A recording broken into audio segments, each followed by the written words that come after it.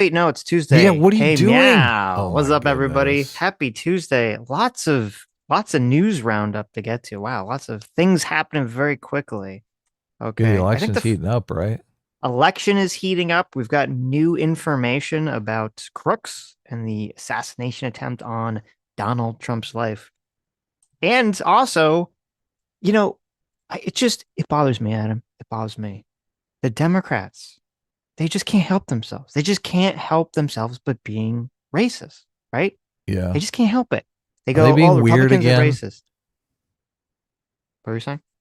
Are they being weird again? They're being weird. They're being so weird. It's like, okay, they're like, Donald Trump's racist. Donald Trump's racist. And then they turn around and they're like, hey, let's be as racist as possible. Let's have race separated Zoom calls where we have struggle sessions for white people.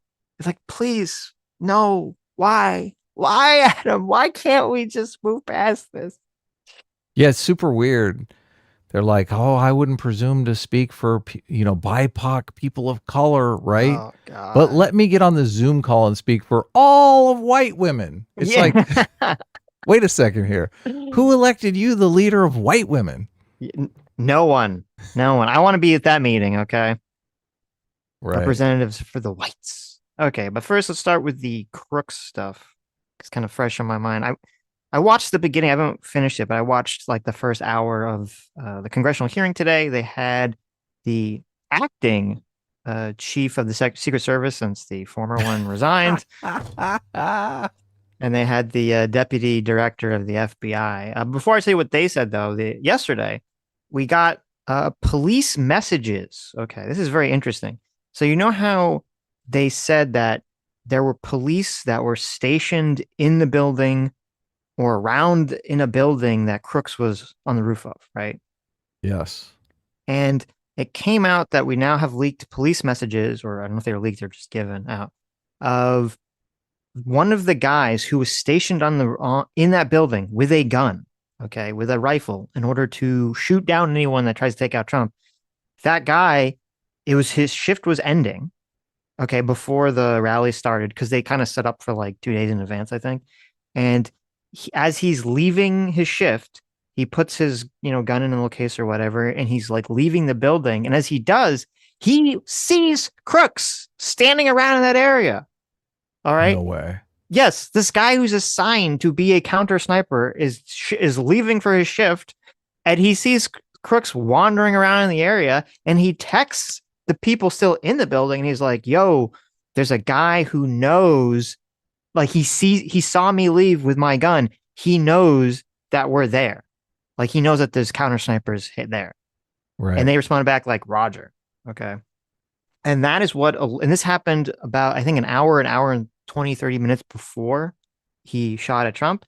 And this is part of why, like, what alerted them, to take a picture of him and to look at him and say, like, oh, this guy's got a viewfinder. Like, what's going on here? And sort of to get crooks on their radar in the first place.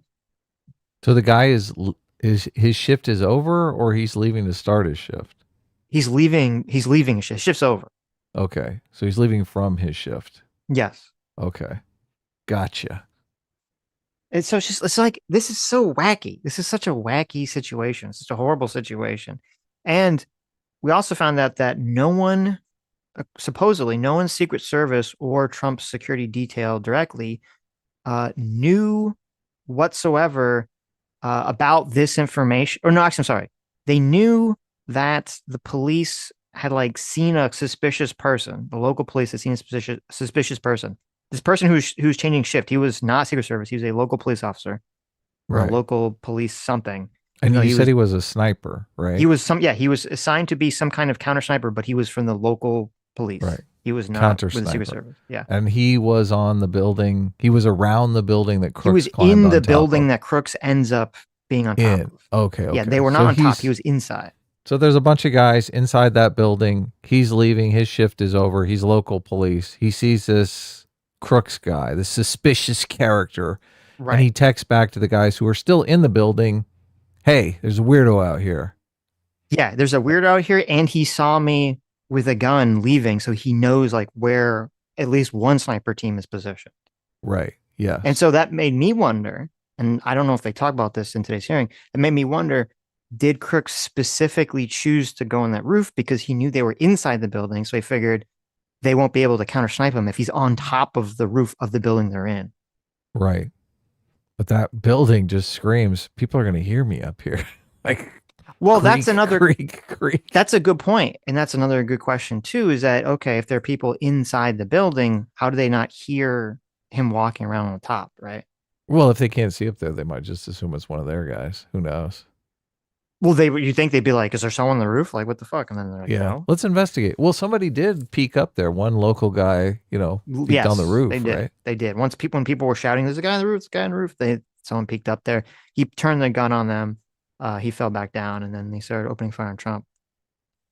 Have we got any more information on the one social media account that everyone is claiming is his, is actually his? Maybe, Okay. Because a lot of maybe. people, we said we on Sunday that we don't really have conclusive evidence yet. And people are in the comments like, we do, we know, we saw his social media, which we No, said anyone on saying there. that is misinformed. That is Yeah. not true. We And saw, even we said on the live stream that right, it's suspected is social media, but right. we don't know for sure yet. Even Andrew Torba, who's the head of Gab, who's notoriously, uh, I mean, he's super racist and notoriously not someone that you should trust. Even he was saying that he didn't know if this was an account. All he knew was that the FBI was asking for this account. That's all the information that he got. So Right. just suspected. But to answer that, okay. So actually, this is an interesting thing, but again, unconfirmed. So today at the hearing just now, the head of the FBI said that they don't know with 100% certainty, but they're investigating a social media account they suspect may be Crooks's social media account, and Right. that it has 700 plus posts on it. And All right. he Jackpot. described it. He described it as containing anti-Semitic and anti-immigration social media posts. Oh my goodness. Okay. Okay. So things are getting strange here. Right. So, but he wanted to emphasize at the hearing, they do not 100% confirm that this is Crooks. They only have a suspect that this is, and they will keep letting the public and Congress know as more information comes in regarding whether this is really Crooks's account or not. Okay. So obviously, as we all know, if this does turn out to be, or at least they say it is Crooks' account, you're gonna have like, 75, 80% of the people on the right will refuse to believe it and say that this is part of the FBI cover up. So I'm so glad this is the direction that we're heading for this investigation. Yeah. All righty. Also, the Secret Service guy said something very interesting, which is, so this picture that you have up here, the Secret Service guy provided this picture to Congress today. And he said, now, okay, let's be clear. The Secret Service guy said that he accepts, and the Secret Service accepts 100% full responsibility for any security failing, like for Trump, because they are the ones in charge of everything. So any failing is ultimately their responsibility. Good. But yeah, which is good. But he did say that this picture, okay, if you're looking at this picture, or if you're just listening, it shows the roof that Crooks was on, and there's a yellow arrow, and that's where Crooks was in the prone position when he shot at Trump. Okay. Apparently, the local police were supposed to be in a window in a building that had this exact view. No way. Yes. Oh my God. Right. And so he's saying, why the fuck did the local police not like shoot him or do something about it if they were stationed in this building supposedly to have this view? Right. So that's kind of an interesting new development. Now, I think what might have happened, because we're kind of getting a lot of like piecemeal information from different organizations. The police say one thing, the Secret Service says another thing. Obviously, like all organizations are trying to pass the buck over who's to blame exactly. We did hear in the past that there were police that were stationed in a location around where the shooting took place that were in a building that actually left that building to go look for crooks. So we might have a Keystone Cop situation here where The police who would have had the perfect vantage point to see and shoot Crooks before he shot anyone left the building to look for Crooks in the crowd, only for Crooks to basically go to the exact place that they were supposed to be guarding in the first place. Incredible. So that might there's a I'd say there's about a 70% chance that that's what we're going to find out happened. This like total incompetent situation played out. Wow. Okay. Can't wait to learn Also, more. so there was some information about earlier where they were saying people thought that the counter snipers didn't have the authority or the authorization to shoot until Crook shot first. The head of the Secret Service said that that's 100% untrue. That the Secret Service have the authority, or the counter snipers have the authority to shoot whenever they see a threat. They do not have to wait whatsoever. And they also, he said that no one on the counter sniper team had had any indication that Crooks was on the roof until he opened fire. So no one saw him at any point until he opened fire. That's what he's saying. Right. And the gunfire alerted to his location and then they Right. shot him. Yeah. Right. They knew that the police were like investigating a quote suspicious person, but that's all they knew. They didn't know Oh, that they there was did. anyone. Okay. Yes. They knew like 30 minutes in advance that the police said that there was someone of suspicion that they were looking into, but that's all they know. Why didn't they shut down the rally? Well, so that was a question that was asked of them. And I think it's actually a fair answer. All they said was there was a guy that they saw with a rangefinder and a backpack, and they were just looking for him. Would they shut down an entire Trump rally just because of that? Maybe now they would, but before, would they? Was that a good idea? I I would say I don't think they would, and I don't really fault them for not doing that.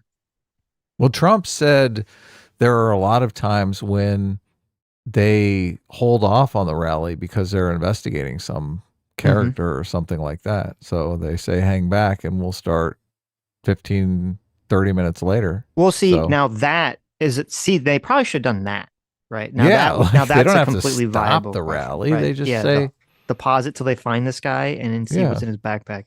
Now that is obviously what they should have done. Yeah, and I think that's a totally fair, and it's totally fair to say why didn't that occur Trump exactly? had not been speaking that long. So No, they ID'd the guy before Trump took the stage. I mean, why not right? just pull Trump Yeah, back? until they could find him. Yeah, no, Yeah. 100%, 100%. Especially since it seemed like there was definitely a communication breakdown between the Secret Service and the police because like the police had seen him, I believe, an hour and 90 minutes beforehand, or an hour and 20 or 30 minutes beforehand. The Secret Service only knew about this like 30 minutes beforehand.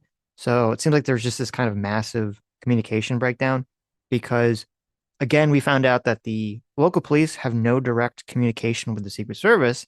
And so supposedly there's a 30-second window where the police knew or strongly suspected that there was a man on the roof with a gun, and they could not communicate that information to the Secret Service in time.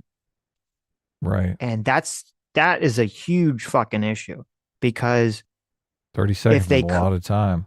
yeah, because there if the Secret Service had or the counter snipers had 30 seconds and they said there's a guy on the roof that's suspicious on this roof, they probably could have looked through their scopes, aimed in on him, and probably blown his head off before he did anything.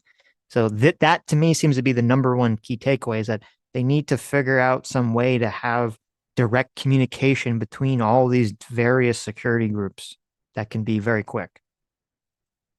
Yeah, there's these things called walkie talkies. I don't know if you've heard of them, Sitch. No, I know, but they're all on like different channels and everything. Like everyone's communicating on different channels and Right. communicating Yeah, through no, different I get things, it. Yeah. whatever. So, I mean, they should probably have, I mean, I don't know anything about logistics, so I'm talking my ass here, but I think that they would have like one person for each organization who's like always on a universal channel that anyone can change into just to give information, right? And then that way they could relay information for like as quick as possible. They So need a flare gun. Everyone has flare guns. there you go. They just shoot a flare. Yeah, I don't know. So All right. Cool. I can't wait to find out this guy's background. yeah, so there you go. So that's what it was going to be. The That's narrative always going to now be is that fun. he's totally left wing. So Well, then we'll see. if the narrative shifts that dramatically, like a lot of people are just convinced he's a left winger already. Yeah, because they saw those Gab posts. Yeah.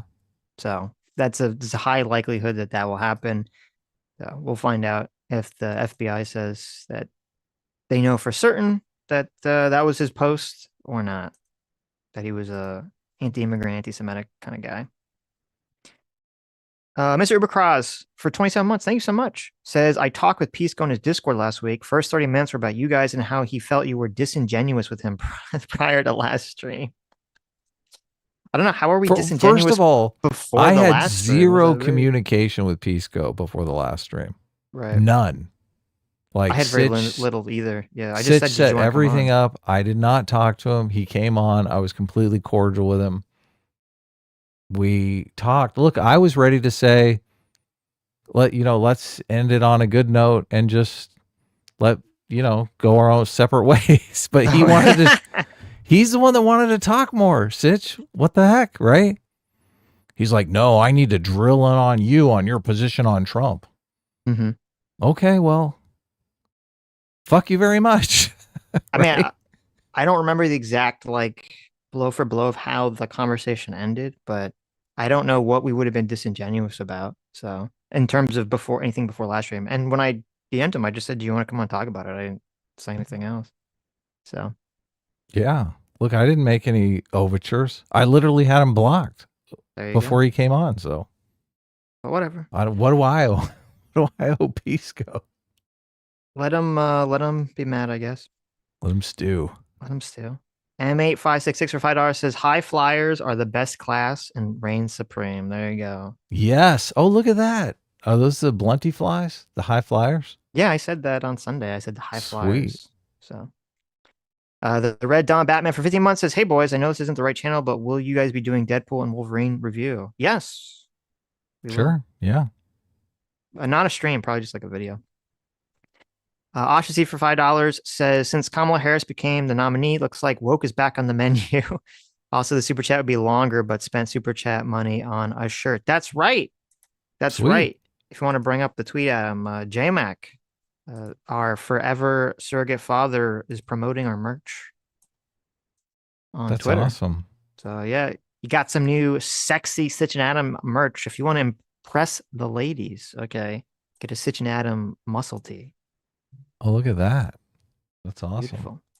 Is that one of CT's fabulous designs? It looks like it. It is. The comedy show one. Yes. Ethan W. Monster for $2 says, Joe Biden, I'm a fighter, not a quitter. Well. Instant Sax Rate Bud says, I do walkie talkies. They totally could have just given the police a couple units. They're not hard to program. I mean, I don't know. That's what they use on all the movie sets. Are you kidding me? Everyone gets a walkie-talkie. Right, but I'm assuming like that open not that communication with everyone. I'm assuming the issue isn't physical hardware. I'm assuming the issue is the Secret Service want to be on their own Secret Service channel, and the police want to be on their own police channel, and like that they need some. I'm assuming I don't know any of this.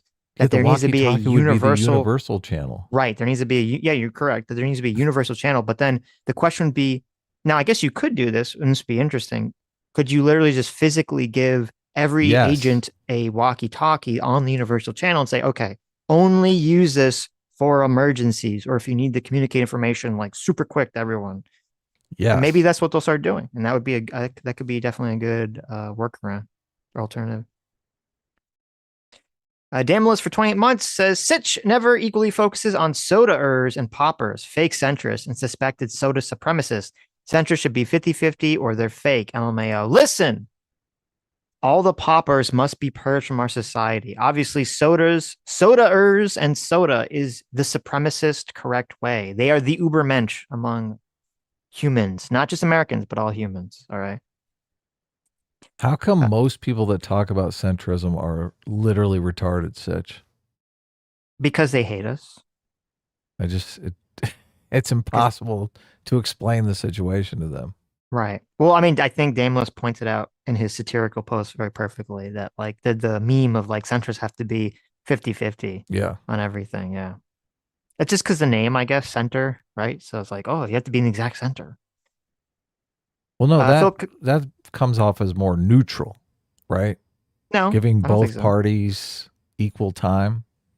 Yeah. Oh, I don't know. Either way.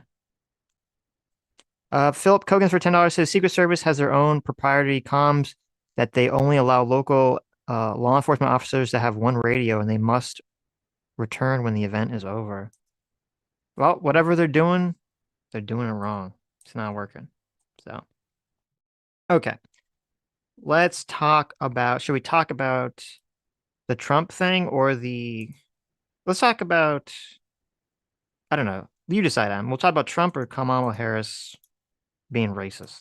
The racism stuff Okay, sounds let's talk about the racist very stuff. interesting to me. Why is it that the left can just be so openly segregationist? And if anyone on the right even hints in that direction, it's all of a sudden, the new KKK.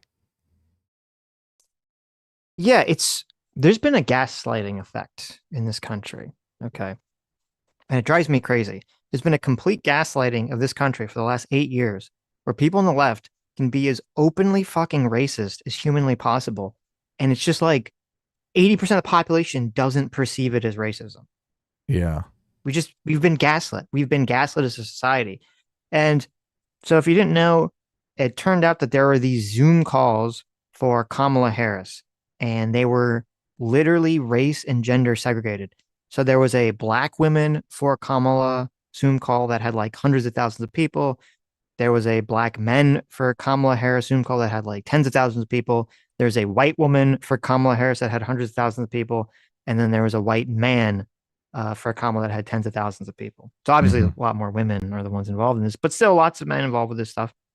And in each one, not only did these calls have like celebrities in the calls, okay, like literally, and much to my sadness, okay, and you guys, this is going to be a deep cut for some people here. Do you know who was in the white man for Kamala Harris call? Who? Samwise Gamgee. Wow. Not Samwise Gamgee. Samwise Gamgee. Yes, Samwise, our good Wow. friend from Lord of the Rings, was in the white men for Kamala Harris call. Okay. But anyway, so you have all these calls, and I couldn't find the black woman call. So that's kind of interesting. But I listened to part of the black man call. I listened to part of the white man's, part of the white woman call. There's very long. So they're super cringe. I will not subject anyone to sit through this weapon grades, uh, you know, cringe Zoom call. But it's exactly what you would expect. It's just woke as fuck struggle sessions. And the white woman one was, I think, the worst one, where you literally had like the beginning of it was like, oh, we need to understand that as white women, we have white privilege in this society, and we need to pick up the mantle, and we need to use our white privilege to help, the BIPOC community because they already give so much energy and time to get Kamala, elected, and we need to pick up the mantle because those people, and they literally said this, they said those people, BIPOC people, they're going to be in danger if Donald Trump wins the election. Okay. They're going to be in danger. They don't say what the danger is. I don't know what they're talking about. I have no clue what she's talking about whatsoever. The only thing I could think of is like, there's a possibility if Trump wins that they want to try to deport illegal immigrants, but that's not because they're people of color. It's because they're illegal immigrants. They're going to So hunt them down. Look, they're going to every hunt them time I down. turn on Netflix, I see an interracial couple. And I'm Mm-hmm. wondering where these interracial couples meet if like they literally can't meet while they're, campaigning for Kamala Harris because the entire campaign is segregated by race, There you right? go. How Exactly. does a white woman meet a black man in this world when you're not even It's allowed on the same Zoom call as them? it's true. It's true. You know where they meet? They meet at the Republican National Convention, Adam. Oh, is that what's going Because on? they're Is that not, what? it's the only not segregated place left in America. Yes, and the place that's promoting marriage too. So maybe you're right. Maybe there's There you go. something to that. There you go. But no, it disgusts me. It's so funny too, because like, so a big thing that actually the left did quite effectively Aerial is photo. this whole let's call JD Vance and Trump weird Oh, I know. like Yeah. thing. And we'll talk about that in a little bit, but so I was like, "Oh, wow, this is like really effective campaigning." And then immediately they shit the bed because they're like, "Oh, let's just be so fucking racist publicly on the internet with these fucking Zoom calls." And not just having the Zoom calls, but the fact that when you listen to them, all they're doing is just saying that white people as a group of people have magic privilege, that white people as a group of people have to, and the woman literally said this, have to shut up and listen and just listen to whatever a person of color says. If you're white, you just have to shut up and listen to whatever a person of color says. And this is insane to me.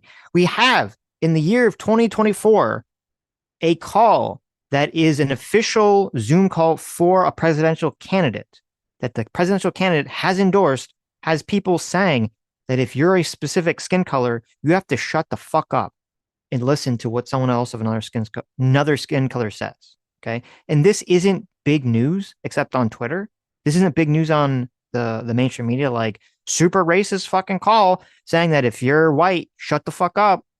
Kamala Harris endorses this. Why is there not a million? There should be a million fucking reporters banging down Kamala Harris's door like, do you stand by this insane, dumb, self-hating white, piece of shit lady on your Zoom call who says white people have to shut up if a person of color is talking? Do you support this, Kamala Harris?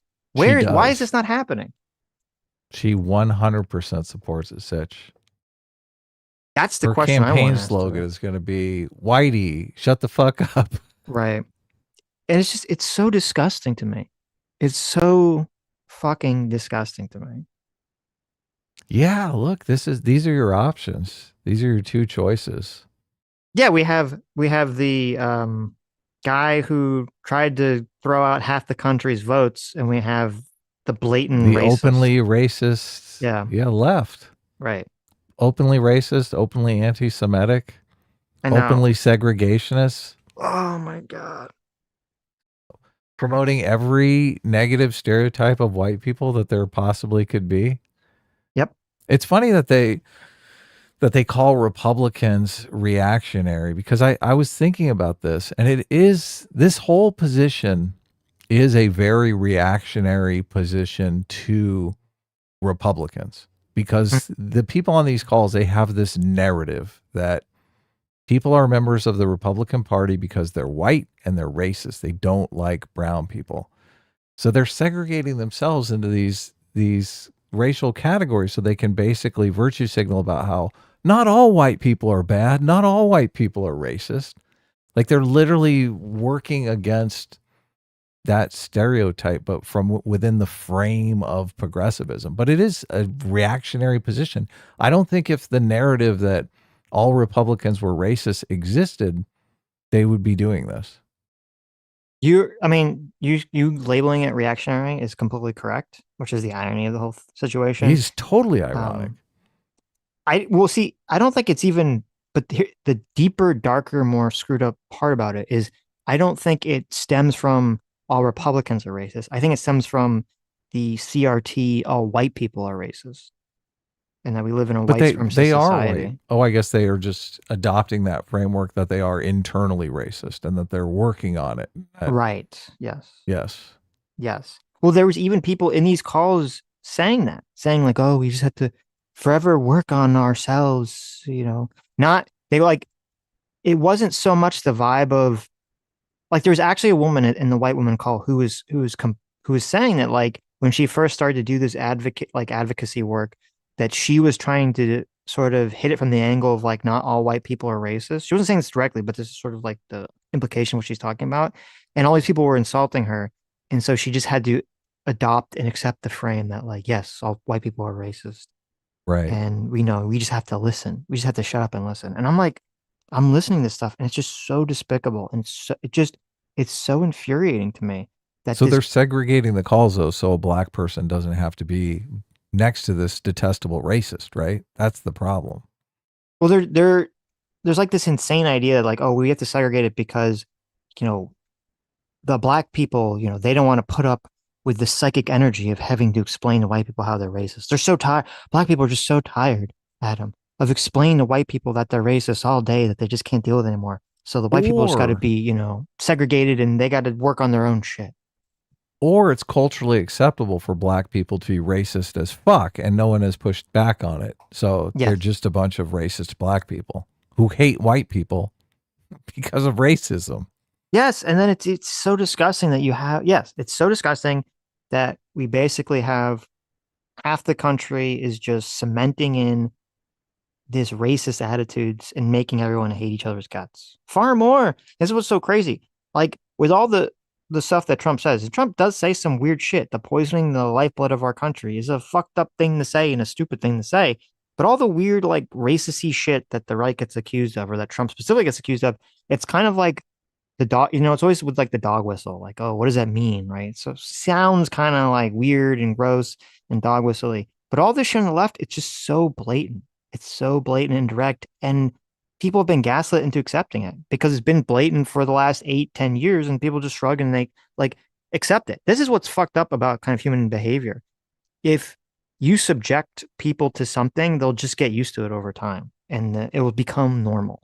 And unfortunately, all this racism against white people has just become 100% normalized. Yeah, this is what I was saying on Sunday. The left, they're saying things that are openly racist that are perceived as inside the Overton window. But when Mhm. the right does anything that's racist, it's like not really racist. It's a dog whistle. They're not talking explicitly. Right. And usually the things that they're saying, I mean, some people you obviously can say that's a dog whistle, but for most people, it just seems like, is that really a dog whistle? Or is that just like a figure of speech or something? Right. Well, Yeah. I'm no longer, if I ever have a conversation with any of these people, I'm gonna be like, I don't give a fuck. I'm not gonna answer a single question about the right wing dog whistling or whatever until you denounce that the left, including the official Kamala Harris party, is directly advocating for racism against white people. And if you don't acknowledge that, then go fuck yourself. You fucking bigot. It's just got like, I was thinking about this too. What's crazy with the George Floyd situation? Well, there's a lot of things crazy with the George Floyd situation, but one of the craziest things about that was the amount of racism about directed towards white people from that event. Because it's like, so you have George Floyd who died because of the totally, even if he OD'd, what's the what was the guy's Derek Chauvin? Chauvin. Derek Chauvin. Even if Floyd OD'd, Derek Chauvin completely irresponsible in how he handled the situation. He should have been checking his vitals and making sure that he was alive and all this other stuff. But like the conversation from the entire nation was just the assumption that because Derek Chauvin was white, he's automatically racist. Even though there was not a single shred of proof, there was not a single piece of evidence ever presented publicly or in the trial that showed that he did or said anything racist and was motivated by racism. There's just an assumption. He's a white man, a black man died, he must be racist, which is a racist fucking idea in the first place. It They're is. literally judging him by the color of his skin. Yeah. And we're just like fucking gaslit into not seeing this stuff. They're judging all of us that way.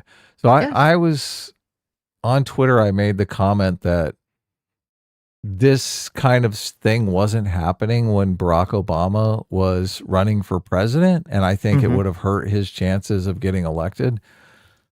I'm very, I mean, I'm kind of terrified that this might not hurt Kamala's chances of getting elected at all, which means obviously the country is in a far more racist place than it was when Barack Obama ran. Barack Obama was kind of forced to distance himself from race and just run as, like a candidate, right? A Mm-hmm. Democrat.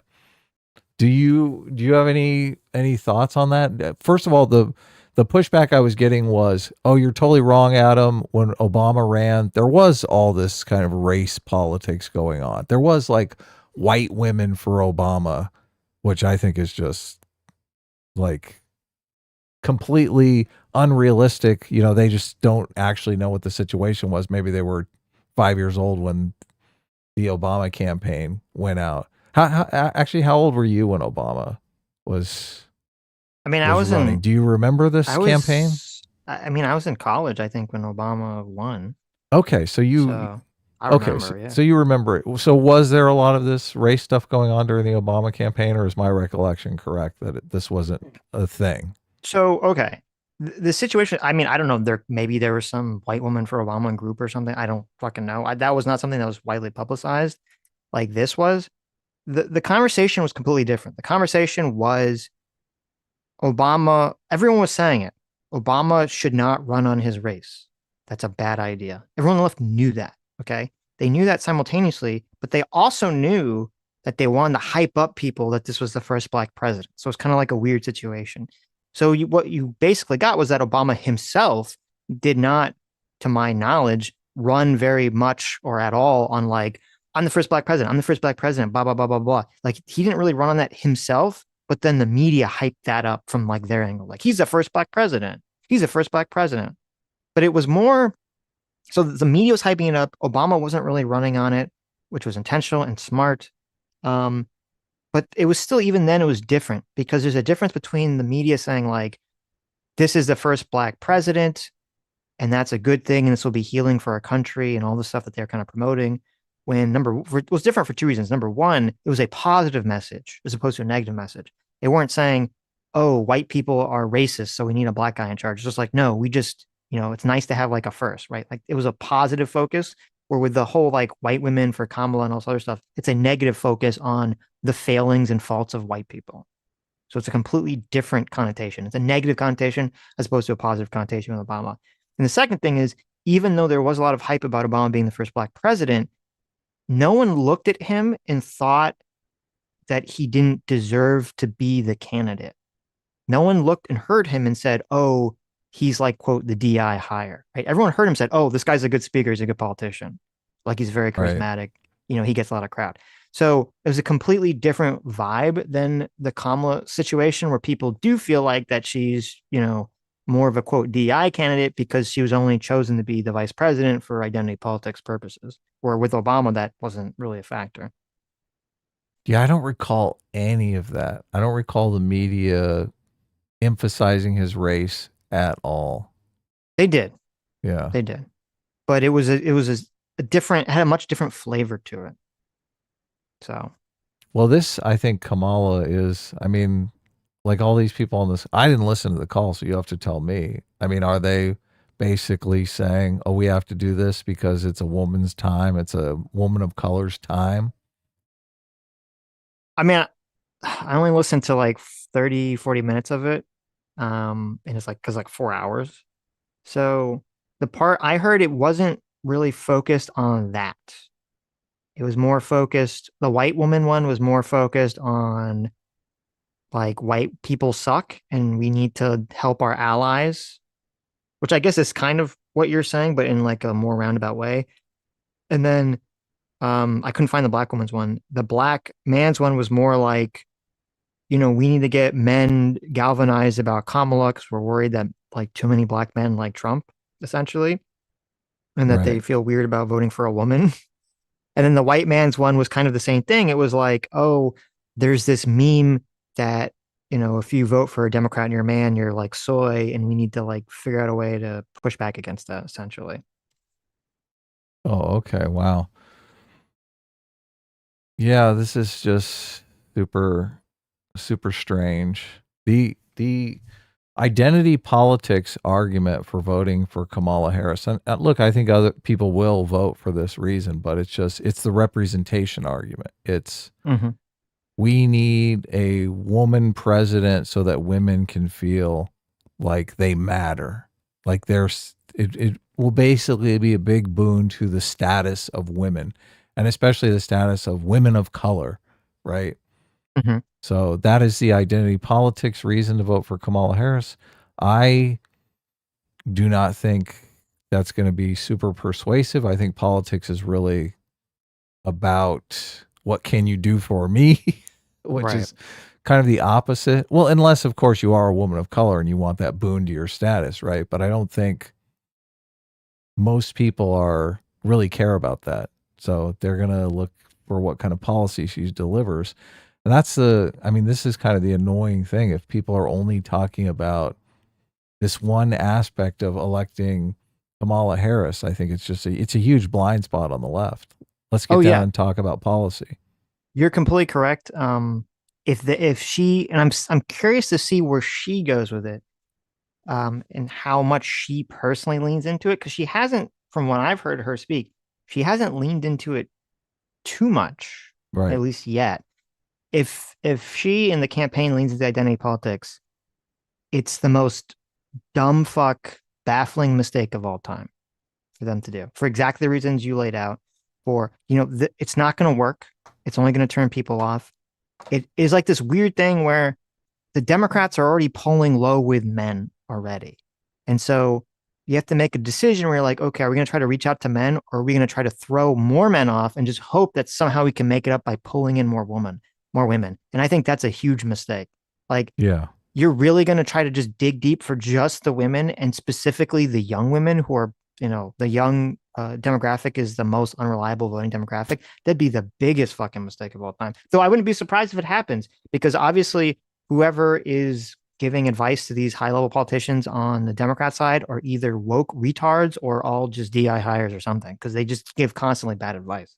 Or worse, they have done the polling and they know that that demographic is excited and going to show up and vote, and they got the numbers to win. That's the terrifying Yeah, thing. but then they already got them. You don't need to lean in into it harder, right? Well, this would be what motivates them. This is what actually is Mm, going to drive them to the polls. Like you said, they're right. notoriously flaky. So Yeah, maybe. I don't know. We'll see. I am very curious to see if Kamala to leans into it. It'd be such a huge, huge, huge, huge mistake. I thought she was going to be smarter than that, but Hillary leaned into it with the "I'm with her." You remember that? yes, that was a I'm with mistake. her. Yeah. Yeah, big mistake, right? But even that was like that was only touching the surface of this, right? Like this is like that times 10 if Right. Kamala goes in that direction. And I don't know if she will. This But is I'm white and I'm with her. yeah, yeah, yeah, exactly, exactly. Oh Um, man. it, if she, I mean, if the Democrats go in the direction, I fucking hope that they get annihilated if they go in that direction. I'm just so sick of this shit. Oh, if I'm they so don't, fucking sick of this. if they don't, we're in a completely different reality. We're in a If they don't, completely different world. I think if they don't, Kamala has a good shot against Trump. I think if she goes massive woke identity politics, I think she's gonna get Oh, just destroyed.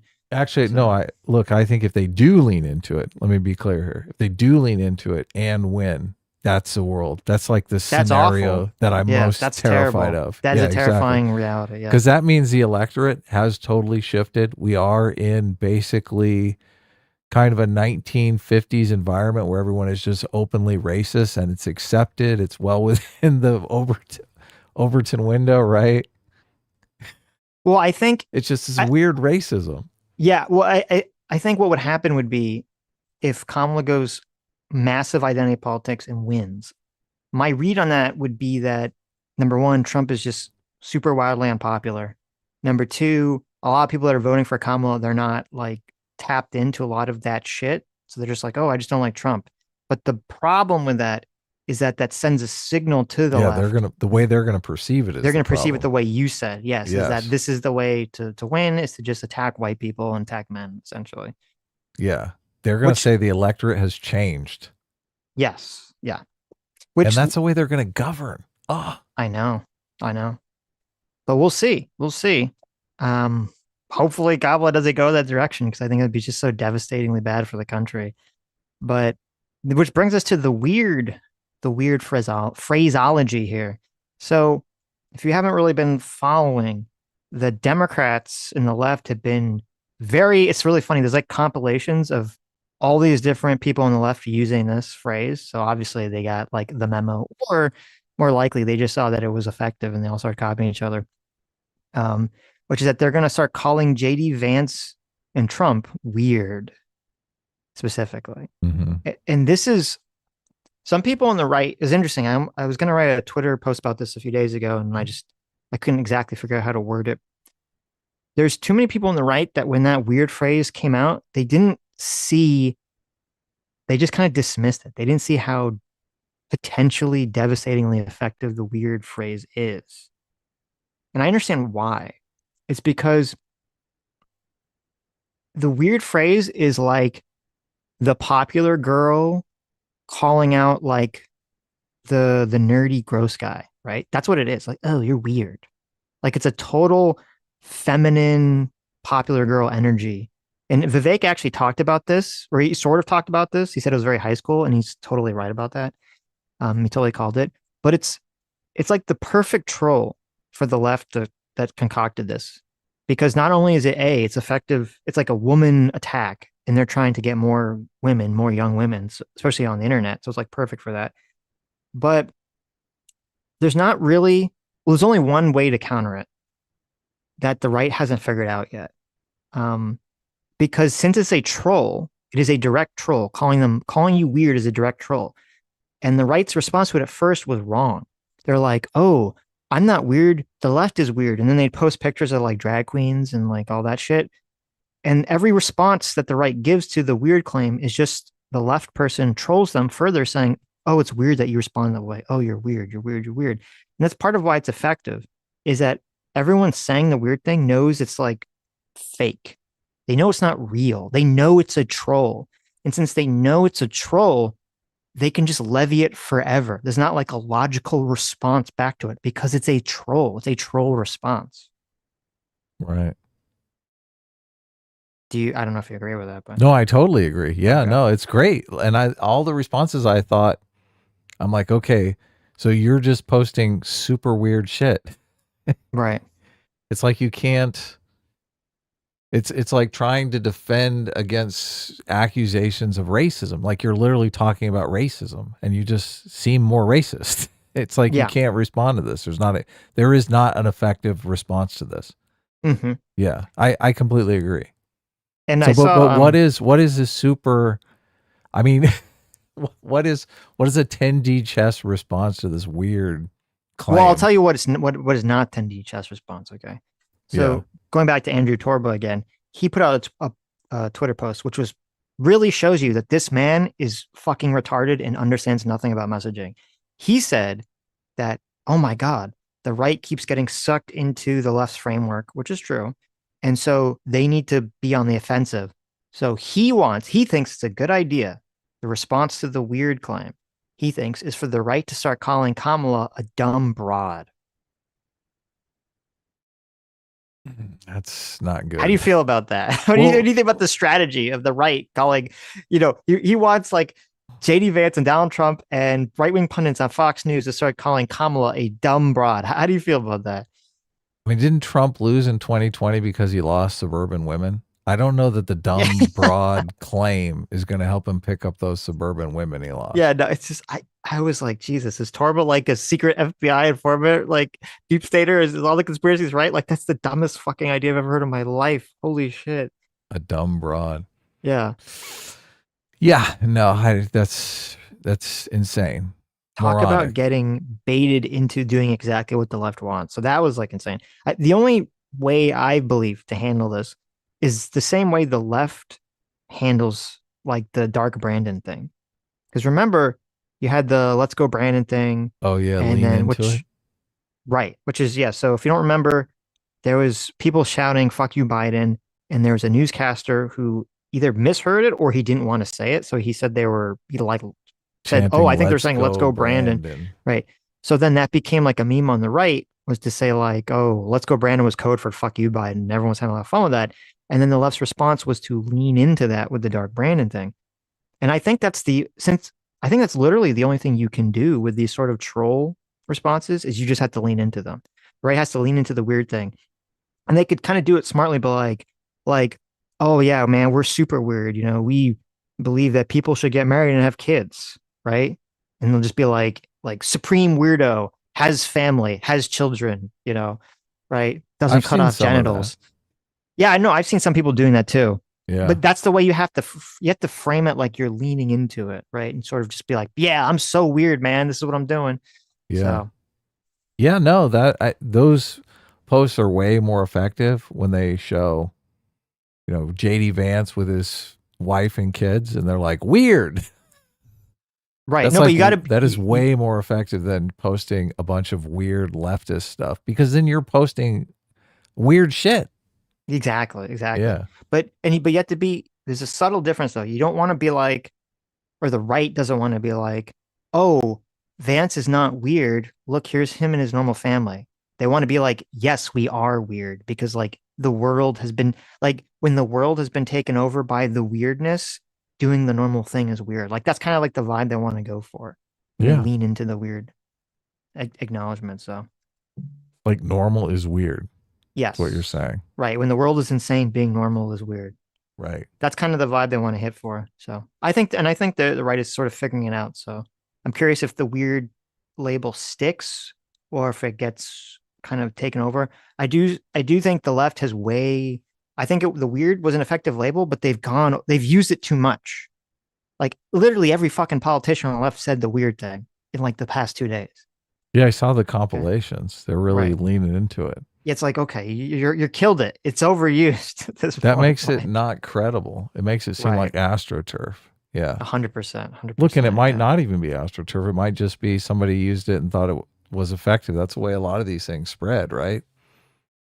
They're like, oh, the weird thing seems to be working. Let's keep working it. Well, it's weird. It's such an effective, or at least it was an effect, such an effective term. I would have guessed it was like someone intentionally figured this out because seems so effective. Though it could just be a coincidence. People are saying that the person that first used it or came up with it was a governor named Tim Walz, Mm-hmm. who, um, I believe he was a high school principal. And that does kind of track because it is like a high school insult. So it's kind of interesting if he's really the one that came up with it. It also is annoying because it annoys me because it kind of is playing into something that I've always said, which is that the like a lot of wokeness is the popular kids and specifically popular girls finding a way to attack low status males. That's Well, what like and low woke, status female. So, yes, but very specifically low status males, like overall. And that's like what a lot of wokeness is just, or has become, I should say, is the popular kids finding a way to bully people. Because we went through a time period like 15 years ago, 20 years ago, where society became very anti-bully. Bullying was like not allowed anymore. And so the only way that you could bully someone was if you could say like, well, I'm morally right and they're morally wrong. And wokeness sort of bridged that gap. It made it so that the bullies of the world had a justification to bully low status males. And that's what you're saying. That's why incel is like, the insult that everyone goes to. And weird kind of plays directly into that thing. yep. Got anything more to say about the weird stuff? No, I don't think so. Are we going to talk about the August 7th thing with the Democrats? Is that on the agenda? The August 7th thing. Oh, we can talk about that. Sure. Yeah. We can talk about that. Yeah, that's a good thing to talk about. I forgot about that. But let me read some supers first. Blind scapegoater for 12 months. Thanks so much. Says if I heard correctly, there is a police liaison to Secret Service. Officers would radio to their head, who then talks to the liaison at the station, and then the Secret Service. Yay, 1 year. Well, first of all, thank you so much for being disciplined. Or I'm sorry, for being a free will seeker for 1 whole year, Blaine. What you're saying is my understanding is how it works too, but obviously that needs to be changed because that chain is taking too much time. So we need to have the universal walkie-talkie that people can radio in quickly. Sir, host of the liver for 500 Gazarkazark says would love to listen to this live, but have to pick up my tipsy wife from a pub before she gets too drunk. Well, that's good. Should probably do that. That's a good idea. Hell yeah. Oh, nothing worse than a drunk wife. Jeez. Well, I mean, it depends. If she's drunk, and some women get very handsy when they're drunk, right? Yeah, sure. There you go. Phoenix for $5 says, "You MAGA and Trump are weird." Yes, and your point is, yeah. See, it's kind of the direction you got to go with it. Death by Sloth for 28 months says, lefties routinely identify implicit problems and prescribe explicit solutions, not taking into account the psychological differences between them. That is true. Dan Richards for 200 for 2 Canadian. Thank you. Says white women quiet. Candace Owens is talking. Yeah, exactly. Oh, yeah. Exactly. Good. Yeah. Then they're like, shut up. It's Oblivious for bizarre. 11 months says the FBI also confirmed they were looking at the Gab account and it was a newer first account. He was 14. Crooks may have changed views between those times. That's You're definitely not allowed possible. to change your views on the internet. Come on. The the account that they were saying that the FBI guy was saying today, which had anti-Semitic stuff, he didn't say, at least I didn't see him say, he didn't say like when that account, he didn't say if it was a Gab account, and he didn't say how long ago it was. So I don't know, unless there's additional information about that. Are you plugged in? Is your microphone plugged in? Yeah, why? It's just you. I am hearing popping today, so Uh, nobody's complaining about it in the chat, but I'm hearing occasional popping on your line. I So mean, there's just like an airplane flew overhead, so I don't know if that's what you're hearing. no, But it's not it. okay. Christoph Keating for 17 months says, haven't you heard people of color can't be racist? Too much melanin, it gives them special powers. True. I have heard that, but it's a lie. Right. And look, when you tell people they can't be racist, they tend to be more racist than humanly possible. Mm-hmm. Gene Payment for $5 says, news from the future, Kamala Harris wins 2024, immediately consumes an infant in the name of Shub Niggurath in celebration. Old gods won, humanity zero. Hmm. There you go. Noel screaming to the void for $2 says, I was literally defriended for not voting Obama. Wow.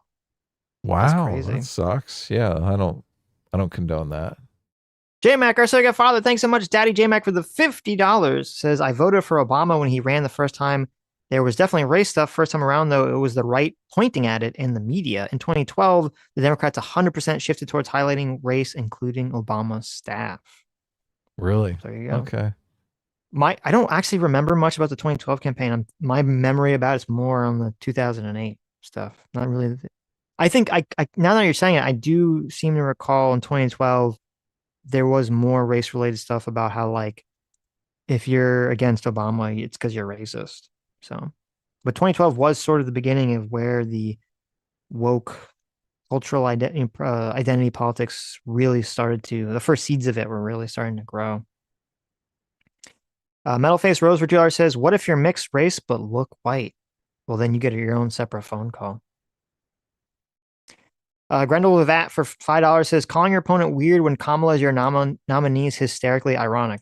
That's part of the power about it, is that it's such an absurd claim because of the hypocrisy of it that it's like you're like the right is like stunned in how to deal with it because it's so hypocritical. They are Though to talking like Kamala Harris is Obama, though. They're talking like I know she's this great orator and stuff. And I'm just like, she's not. No, yeah, I know, but it's like it's a well, it's interesting because and I think you had said this, and I agree with 100%. Like Kamala's riding the high wave now, and I yeah. wonder if they're going to go the strategy of like hiding her because she can't speak well. Because if she's like, the more she's out in public, the more she's speaking, I think the more the wave will die down.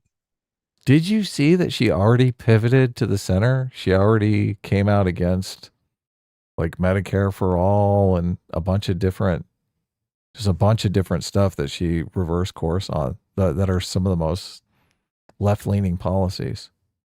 So, well, I don't know. With the Medicare for All thing, my understanding of that is that at the Democrat primary debate in 2020, they asked who's in favor of banning private insurance, and she raised her hand.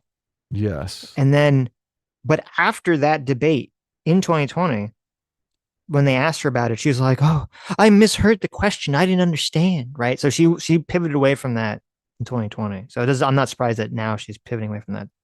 Obviously, still in 2024. So, Right. uh, There's a lot more though. yeah, no, I'm sure. Well, listen, I hope she does pivot away from the far left stuff, but I'm Yeah. worried the identity politics stuff is not. Derek for $10 says Trump and Vance need to call the left boring. Um, hmm, Boring. boring. I don't know if that'd be effective. I'd have to think about that. Every time you use one of these terms, there's a priming effect. So if you're Right. the one saying boring, people are looking at you and thinking boring. So Well, I mean, a lot of people kind of want boring in politics. yeah. Yeah, they want things to be calm. So I'm not sure that's like the best idea. Calling calling Vance weird is also effective. I didn't say this earlier. Is also effective because JD Vance is weird. He's a weird guy. He likes Curtis Yarvin. He's a post-liberal right winger who may be a secret monarchist. Okay, he's a weird guy, and also more importantly than any of that, because most people don't know that. It's interesting. Like Vance polls really poorly, and to me, because I'm autistic, I can't really figure out why. But when I listen to him speak, something about him is off. There's some vibe off that I can't figure out why. And I was asking some like random people that I know about him, and they all got a bad vibe from him, even though they weren't like left wing. Yeah, Do people are you have running this with that. experience? Yes, people are running Okay. with that clip where he says, "I love you guys," and it's so it's like so weird Right. and so just inappropriate. Yeah. Inappropriate in the context of a presidential Race. election. Like Yeah. he says it in a way that's like you say when you're smoking weed with your fraternity brothers. Like it's just Right. Right. it's not appropriate in the context of I'm talking to a bunch of people about potentially being president of the United Hmm. States. So yeah, and they keep running that clip. I've been seeing that clip everywhere over and over again. And yeah, no, it's to hit that weird tone. So Yeah. I don't know. There's something about him, and I can't put my finger on it. That he has like a little bit of a weird vibe that I didn't notice until someone pointed out to me, and I was like, "Oh, you're right." So, that is yeah, his please clap moment.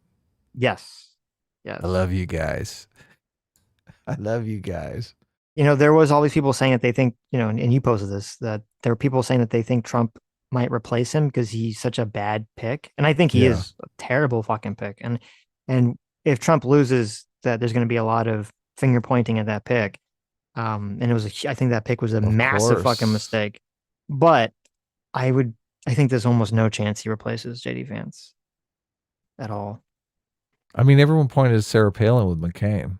I mean, to this day, Right. people blame that pick for his Yep. loss. So I Yep. don't see why Trump wouldn't look to that and say, I'm not going to let this guy Sarah Palin me and just jettison him. What has he got to lose? Why do you want to go down with the ship? I think he'd be worried that if he drops him and replaces him, it makes him look like he's making bad decisions. He I'm is like, making bad I decisions. I look, understand that, but he'd be him acknowledging that he made a bad decision. I don't understand. The key is how to get out of it. What did you say on Twitter? Because you had a pretty good way for him to get out of it. Like Oh, but that's he like a didn't joke. realize what a loser he is, Yeah. and he just wanted to distance himself from being a loser. He's like, yeah, he was great, and then he joined the ticket and turned out to be a loser. We need someone better. Right. I said something like, this loser, he's a couch fucker and a weirdo. Yeah, Yeah. look, things came to light that we weren't aware of when we picked him. Right. So look, we're going in a new direction. Hmm. The thing is, they used to, and I guess this just isn't happening in the Trump campaign. I mean, they used to have a list of people and they would do massive background checks and find all the dirt and Right. then figure out how the public is going to respond to the dirt and think, okay, do the pros outweigh the cons? But none of that seems to have happened with JD Vance. It just seems like, yeah, we don't know anything about this guy. Let's try it out. That seems to be Trump's MO is just his administration or his campaign just doesn't do anything the way normally you do and just kind of flies by the seat of their pants and does kind of decision making like spontaneously, and sometimes that can be good and sometimes that can totally blow up in your face and be horrendously bad. And Well, I think the JD Vance pick is that example of the latter. maybe if he framed it as crowdsource vetting, because that's kind of what it is. He's Hmm. like, yeah, you guys vetted him, and it turns out he's crap. We're going with someone new. Well, it'd be interesting if that report was true that he wanted Doug Burgum and instead he listened to his dumb fuck kids who are terminally online and they're like, you should go with Vance because the internet likes Vance. Right. It's like, whoops. Ugh. Anyway, look. Jeremy 502 for $2 says the best response is I just want to grill. I think it's a good Oh, always. I mean, that's the best response for us, but I don't know if it's actually politically effective. No The chat way. follower for 21 months says, you know what's weird? Bearing press questions at campaign events, also authoritarian. That's true. That is weird. Stargate 404 for $5 says maybe it's a name calling horseshoe theory. You escalate, say, Nazi supremacists and fascists so much it loses all meaning and you end up back get weird. I mean, it's part of it because any insult, any phrase you use and you say it again and again and again, it will grow tiring. So you have to constantly reinvent, constantly look for something new. So Rex Vectin for $10 says, "Isn't queer theory all about how being weird is good?" It is, and that's part of the irony about the whole situation. That kind of makes the trolling so effective is that it's so blatantly hypocritical. Sean Sullivan for $10 says, "I heard my mom listening to a video where it was connecting Trump. It was connecting trumping using the number 17 to letter Q. Any advice to when your parents seem to be adopting radical views?" I mean, I think we have the only I don't know. I don't know anyone. I didn't have a parent that was like that crazy. I have parents that were kind of like moderate left wing stuff. The way that I would talk to them, kind of to draw them out of the echo chamber, is you have to find like something that's just so clearly the whoever you want to debunk being dishonest. An example is just so dishonest. You just be like, boom, look, this is not true. This is what the media or this person you're listening to, they told you this thing. This is such a clear, not true thing. You need to be careful when you listen in the future. But my parents, the big thing that kind of helped draw them out of that was the Kyle Rittenhouse thing. But that was such a clear example of when you look at the video, you see what's happened. So I guess with that person, you just whoever they're listening to, you just have to find an example of that and like really strongly debunk it for them in a way that's not like attacking them or too aggressive or insulting them. Just be like, look, this is what's going on here. This person's lying to you. This person's lying to you. Oblivious for $2 says there was additional info. I'll at you on Twitter. Oh, well, thanks. I don't know what that was in response to, but oh, I see. What is this? Well, I'll look at this in a second. Oh, this is about the Gab account. Angry Bellsprout for $20. Thanks so much. Says exactly why I generally avoid white and black girls as dating options. Oh my god. Been in many rooms with too many whites having to hear about helpless blacks and what are you doing to save them? This kind of segregation being trendy for 20 plus years. Terrible. Sketch for $5 says I hope Kamala and Democrat voters enjoy their honeymoon phase on Vosh's Coconut Island. There you go. Beautiful. So I gave 404 for $10 says, as a conservative, I'm in the uncomfy spot of feeling I got to vote for a man who tried to overturn the election or 4 more years of the woke-quisition. If the left dropped the woke, I'd be on the fence. That's the problem. And you're completely correct. That's sort of the choices that apparently we're up against. So it's shitty for voters. Well, and you're going to have a bunch of leftoids coming in here and accusing you of voting for a traitor, and the whole woke stuff is completely imperceptible to them. Like they don't Right. even see it as a problem. Right. Like it's great. It's great that we're segregating society by white and black now. Mm-hmm. They love it. I know. It's terrible. Oh, I sent you a tweet. If you want to bring it before, it's like a 1 minute video before we move on to the other story. Sure. Zoki for Zoko for 11 months. Thanks so much. This is the real litmus test. What does Sitch's mom think of Kamala Harris? Oh, I just love Kamala Harris. She's a doll. She's a wonderful woman. She's got to defeat Trump, the evil Emperor Donald Trump, in this election. I'm so happy that Biden is out. That man was dying. He was a dying man. It was so sad to see on stage. My mom. My mom my parents liked Kamala back in the primary day, but then they acknowledged that she has zero charisma and lost. But they like her. I don't know why, but they find some affinity to her. So Stargate 404 for $5 says a good comeback is basic. Hand Kamala a pair of Uggs and a $5 Starbucks gift card. There you go. It'd be interesting if people started saying that Kamala has basic white girl energy. That'd be kind of she's got basic white girl Southern California energy. I don't know if that'd be effective or not, but it is kind of true. Okay. The people who are signal boosting her on identity politics grounds and not really talking about policy or any of that. Right. Okay, so this is what you sent me. This is apparently about the potential shooter's account. So let's see. Let's This is the Andrew Torba. Well, this is Andrew Torba posted this clip from the hearing. I assume this is today's hearing. Okay, 3, 2, 1, go.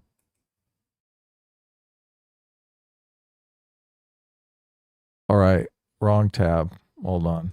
Okay. Okay. Sorry. Let's see here. The age. That's better. All right, 3, Right. 2, 1, go. The age at which he had those feelings. And then we understand that the Gab account is pro-immigration, pro-lockdown, leftist views. Is that accurate? I haven't seen it directly, but I believe from what I've been told, that is accurate. With the Gab account, we're also, though that's been publicly revealed through the CIO and other things, we're still working to certify and verify that that's his account also. But it does have differing points of view, it would appear. Okay. And what age? And how fresh is that Gab account? The Gab account, based on my recollection, the comments in there or the messaging is from about 2021, I believe. Okay. And the other preceded that? Maybe he was age 14? Yes, Senator. The other account that we talked about was in the 2019-2020 timeframe. So it would have been in the couple years right before the. So I guess right. wait, is he saying that the account that had this? So the Gab account that Torba showed to everyone, that account only had like 8 messages, and this was the Epic Microwave Gab account. Now they're saying that they saw some other account that had 700 posts. Is he saying that that one was before this current Epic Microwave one? Is that what it sounded like he was saying? I have no It's kind idea. of unclear. Well, I guess we'll find out what going forward in the future. So keep an eye on it. Cool. Okay. Let's talk about the DNC nominating Kamala early. Right. So I brought up the thing from Secretary LaRose to the DNC chair. Stop using Ohio to justify virtual nominating scheme. Mm-hmm. And in this article, it says that they can nominate as late as September 1st and Right. still get on the Ohio ballot. So stop using Ohio as an excuse for doing this October 7th before the convention, because they could Right. have an open convention and still get on the Ohio ballot. So the backstory for this is that the Democrats are doing, even though the Democrat DNC is going to be at the end, it's going to be like August 19th, I think, or something around that time period. Even though it's going to be then, they want to have a virtual nominating Zoom call thing on August 7th. So a few weeks beforehand, where the official Democrat electors get on a virtual call and they all officially nominate Kamala Harris on August 7th, 2 weeks before the convention. And people were criticizing Democrats saying, okay, this seems like a very obvious way to sort of prevent anyone from contending Kamala Harris's, ascension to president candidatehood, right? And the Democrats' response to this, right? And the Democrats' response to this, which at first I thought seemed completely logical, made sense, was, we've been planning to do this since March of this year, so long before Biden dropped out, which is true. They were planning to do it since March or May. I'm sorry, since May.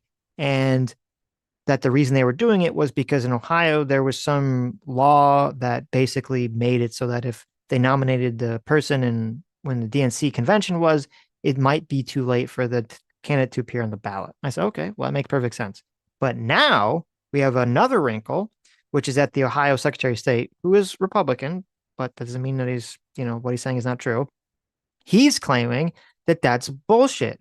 He's claiming that in Ohio, they specifically passed a law that allows, for at least this year, allows it so that the Democrats have up until September 1st to nominate their person. So they don't need to do this virtual roll call thing. And so he's saying, stop using Ohio as an excuse. You're lying. You're just doing this, or well, the presumption is that you're just doing this so that you don't want to have Kamala actually have a fight at the convention for the nomination. Yeah, they don't want to open a convention. Right. They never wanted an open convention. Yes, that is true. That is true. So, I mean, that seems to be the case. I haven't really seen any Democrats counteract that in any way that makes any sense whatsoever. So it sounds like if the Democrats keep pushing this virtual nomination scheme or thing and blaming Ohio, that's just a complete total lie. Unless there's some weird legal thing that they're, going on here that they're afraid of that no one's talking about. Yeah, I don't think anyone is going to be upset. Well, obviously there's always going to be someone that's upset, but the thing that about there not being any sort of Democratic primary process, like a regular primary where Democratic voters actually go out and vote, is if Kamala Harris loses to Trump, I think obviously there's going to be a lot of blame placed on this anointing of Kamala Harris as the Democratic nominee. Mm-hmm. So I just feel a lot of people are going to be jilted. If Kamala wins, I think there's going to be less of that, but it's too early to tell if she's going to win or lose. As soon as she starts dipping, as soon as Trump starts pulling ahead in the polls, people are going to hearken back to this nominating process, and it's going to be like all finger pointing. You are correct. This will all be Monday morning quarterbacked as to whether it's viewed as a quote good thing or a bad thing. If it wasn't for this, here's the question. So if it wasn't for this Zoom call thing, because this means that Kamala will be nominated if they go through with this, which it seems like they will. She'll be nominated officially and locked in as a presidential candidate next week. Yeah, so there won't be anyone to replace her. Even if that wasn't the case, Kamala got such a big boost in the media, like when she first came out, that unless something crazy happens, unless she totally self-implodes, which is possible in the coming weeks, I don't think, even without this nomination thing, I don't think anyone would challenge her. Because what we're actually seeing is kind of interesting. It doesn't even look like anyone's challenging her. It looks like instead they're all fighting for the VP slot. Like all the potential people that we thought could challenge Kamala, they're all just arguing about who's going to be the vice president. They've all seemed to be on board with Kamala being the chosen one. Yeah. My question for you is if Kamala actually loses, if there is a brokered convention and Kamala loses, do Democrats feel as jilted as if there's not a brokered convention and Kamala loses? Which of those scenarios is going to be more palatable? Well, Democrats will feel worse if there was no brokered convention and she loses. Right. Yeah, that's my intuition as well. Then because they're totally going to blame the elites. Right. Because if there's a broken convention and she broke, well, you could kind of either way, because there's a brokered convention. It's not like the people choose. It's like these electors, choose. Yeah, but they'd still feel like there was some sort of transparent process that took place. And there was a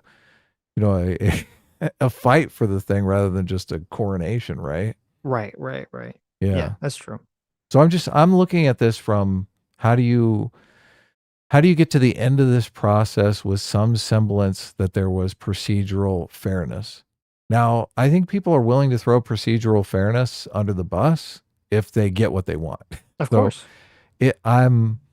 If Kamala actually wins and the Democrats have their person in the White House, I think they'll be like, okay, well, fuck procedural fairness. But as soon as they lose to Donald Trump, they're going to start going back and looking at the procedure and saying, okay, this was completely unfair.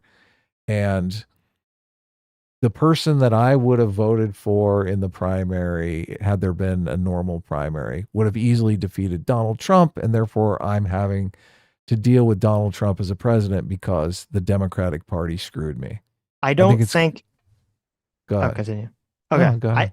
I don't think if Kamala loses, I do not think the majority of Democrats will blame the Democratic Party at all. I think this is sort of I've heard a lot of Republicans say this. I think this is wishful thinking on their part. If Kamala loses, you're correct. They will all say, well, they should have been a primary. My preferred candidate would have won. That will 100% happen. But they will blame Joe Biden as a person. They will not blame the DNC as an organization overall, regardless of whether they deserve it or not. People are primed to want to blame people, individual people specifically, over institutions because it's just easier for our brains to kind of focus that way. And it's so easy to be like, well, Biden should have dropped out or he should not have run, should drop out earlier. He should just not have run at all. So he's going to be the focal point of ire if Kamala loses. I wish there was a way that we could bet on this, but there's really no metric to look at. It'd be hard I know. To I just look, my intuitions are completely different than yours because I think obviously they will blame Joe Biden, but they will ultimately blame the DNC for not forcing Joe Biden out earlier. The DNC did force Joe Biden out, showing that they could achieve that. So why did they wait so long? So that's because a calculation I think people will make. It from like a logical perspective, it took such a public showing of Biden failing to give the DNC the momentum and backing from the voting base and the donors to push Biden out. If they don't have that, the DNC could not have pushed Biden out. Like, do you agree you have to have that debate performance for the DNC to push him out? They couldn't do it on their own. Yeah, no, I agree. Right. So that's the Look, issue. and That's why there's definitely merit to your argument that this is all on Joe Biden's shoulder, that the DNC didn't have the ability to push Joe Biden out. I think people are going to blame the DNC. I think the DNC's reputation is going to further suffer from this situation. Well, it will. The Democratic Party's reputation will further suffer. Yes, just generally. I agree 100%. The people that are going to blame the DNC are going to be the Republicans and are going to be the left-wing internet pundits who are like anti-establishment because they like to shit on the DNC too. The average person is going to blame Joe Biden as a person.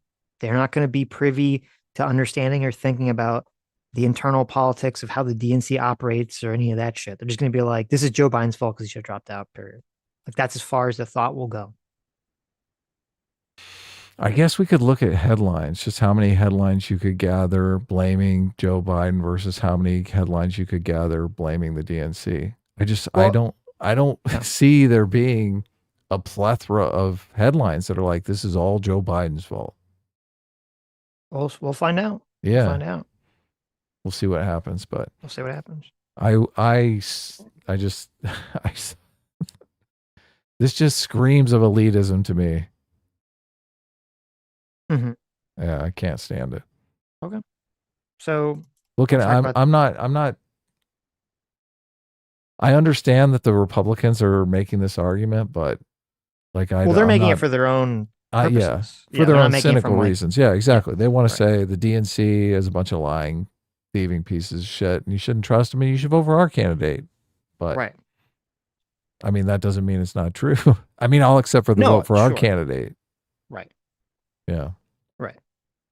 And the Democrats obviously want to avoid that accusation. Yeah. Right. So both sides are going to make very biased arguments about the situation. Some of us actually believe in democracy. Shocking. Yeah. Shocking, isn't it? Right. Anyway, what else do you want to talk about? Okay, and we could talk about the Trump saying that he's going to be president forever. I think you wanted to talk about. Oh, yeah. Look, that was the first thing that we had up. Right. So we can go back to that. Turning Points. Turning Points Action. So they're like a full Christian organization now.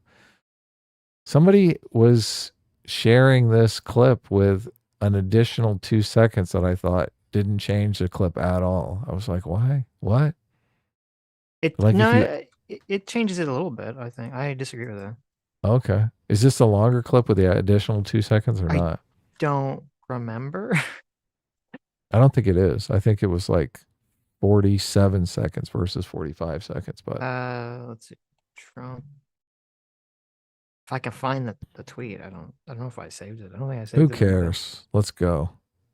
Are we going to listen to this? Yeah. Let's watch together. Yeah. We have to win this election, most important election ever. We want a landslide that's too big to rig. If you want to save America, get your friends, get your family, get everyone you know, and vote. Vote early, vote absentee, vote on election day. I don't care how, but you have to get out and vote. And again, Christians, get out and vote just this time. You won't have to do it anymore. 4 more years, you know what? It'll be fixed. It'll be fine.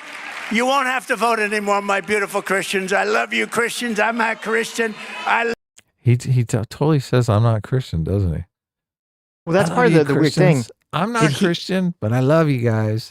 That's one of the weird things. Did he say? You're right. Did he say I'm not Christian? It totally sounds like he does. That's what it sounds like.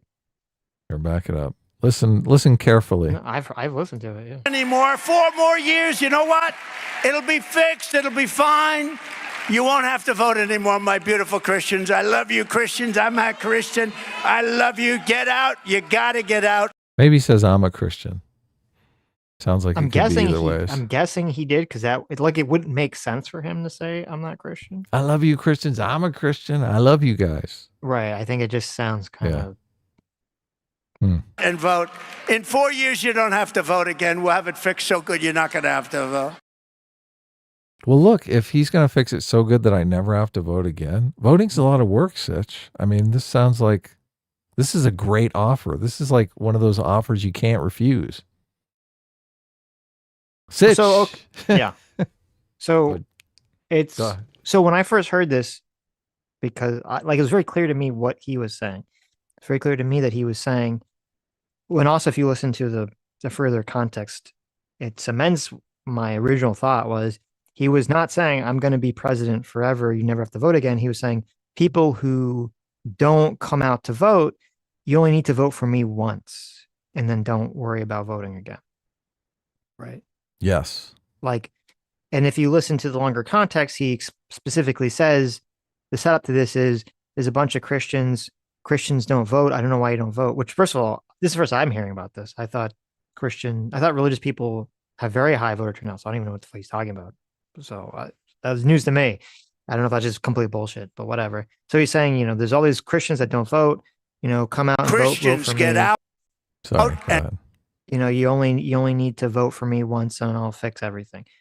So it's actually kind of funny because he's actually kind of shitting on the Republican Party in the clip because he's essentially saying don't give a fuck about voting for other Republicans. All you need to do is vote for me. Yeah, that's what I said. I tweeted this out a couple days ago and said that exact same thing, that he's really saying that, you really only need to vote for me, Donald Trump. Once I unlock 2-term president status, then you don't really need to vote anymore. Like, this voting is a big waste of time anyway. He historically never voted in elections or anything. So he's always he hasn't gone out of his way to vote. No. So then obviously this gets turned into people saying, aha, Trump is saying when he says you never have to vote again, what he's saying is that he's going to take over the country via some sort of authoritarian process and there won't be voting anymore, right? That's sort of the spin on the whole situation. Yes. Yeah. He doesn't have the ability to kind of to track what he's saying through the fake narrative about himself. If he was okay, there's this narrative going around that I am a wannabe dictator. I mean, he knows the narrative's out there. He's talked about it. Mm-hmm. But he doesn't think what I'm saying from that narrative point of view kind of plays into that narrative in a way that people are going to think there's merit to that. And right. I want to stop that. I want to end that narrative. He seems resigned to the fact that that narrative will exist and just is there's nothing I can do about it.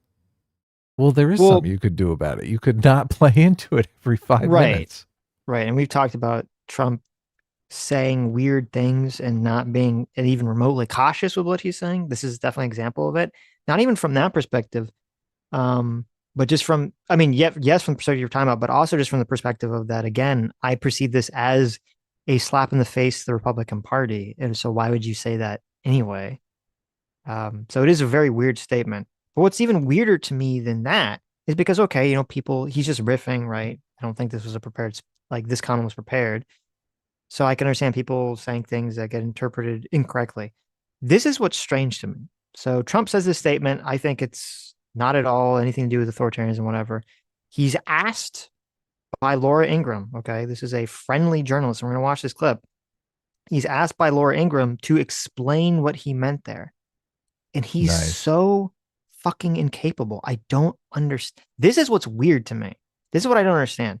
Trump will say something that's kind of dumb. And I'm like, okay, he just said something off the cuff. That's kind of dumb. I get it. But then he gets asked to explain it. And it's like, I don't understand why he has no ability to articulate the explanation. And this happens time and time again. All right.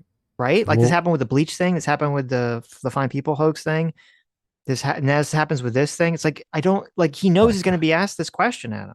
What is happening here? Why can't he explain himself in a way that's clear? Yeah, the bleach question, the total response is, I was talking about light. I wasn't talking about disinfectants. Right.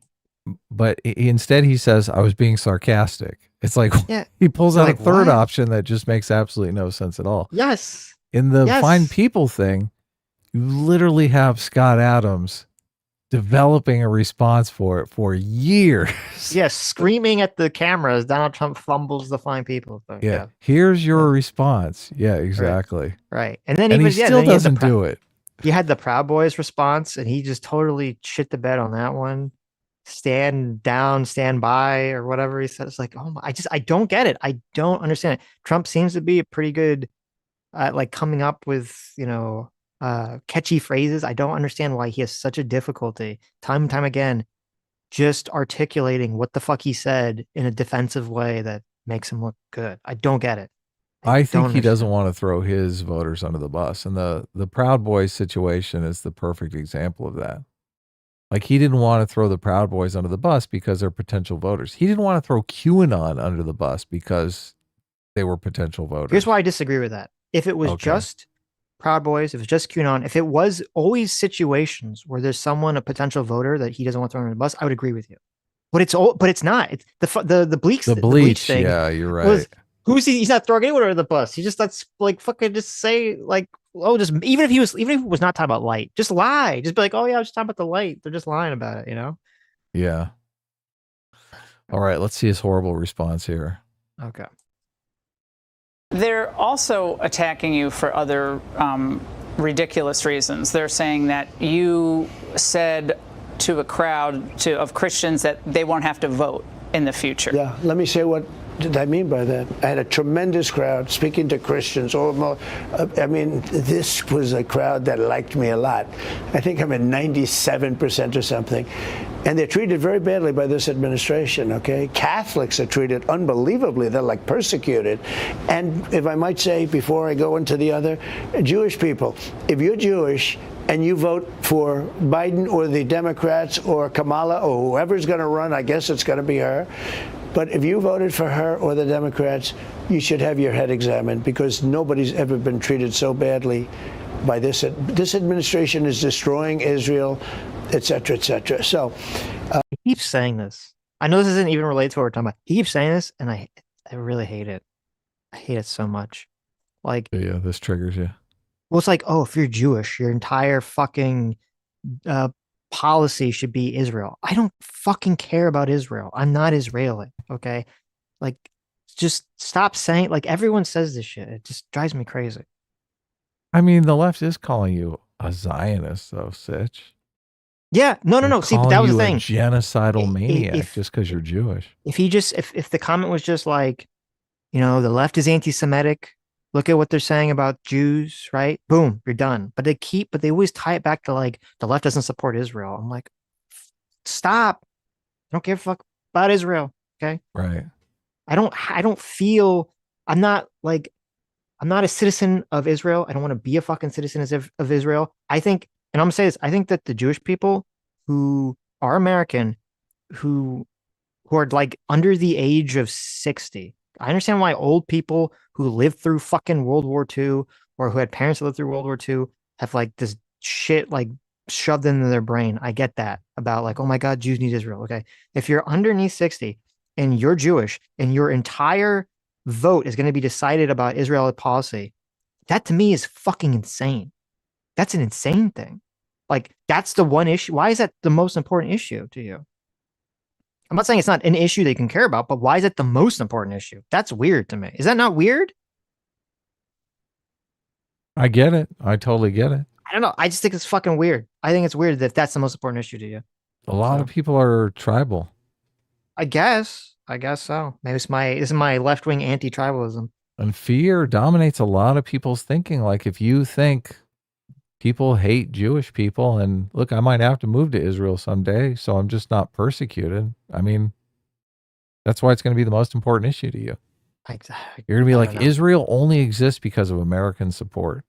If you believe that, if you think that, I could totally see it being turning Jewish people into single issue voters. Maybe that's what they're thinking. I despise it. It's weird. Look, you live in a world where you feel safe. I know, safe and secure. I do. I feel safe. I'm also hyper individualist. Yeah. I'm not a collectivist, so I don't view myself as like my Jewish identity is super important to me at all whatsoever. And so maybe that's why I just not really triggered by all this shit. But to me, it's weird because I'm like, okay, if I understand if someone says, you know, Israel's the Israeli policy is important to who you vote for. I understand completely. I understand if someone says that like how they feel about Ukraine affects how they're going to vote. That all makes sense. I just the people that say like this is the most important issue if you're Jewish, it kind of grosses me out because then I'm like, if that's the most important issue for you as an American, I don't think you should live here. I think you should go live there. If that's the most important issue to you, just leave, just go live there. That's how I feel about it. What is the most important issue to me? No, just in general. Oh, in general, it's climate change, right? Oh, okay. There you go. Yeah, exactly. There you go. It's weird. What's Israel's stance on the climate? That's the real question. Everyone has like a different most important issue, right? Right. Yeah. I guess mine is custodial voting, obviously. Right. And I guess the thing that kind of like set me off was because I was listening to Ben Shapiro and he always says this shit.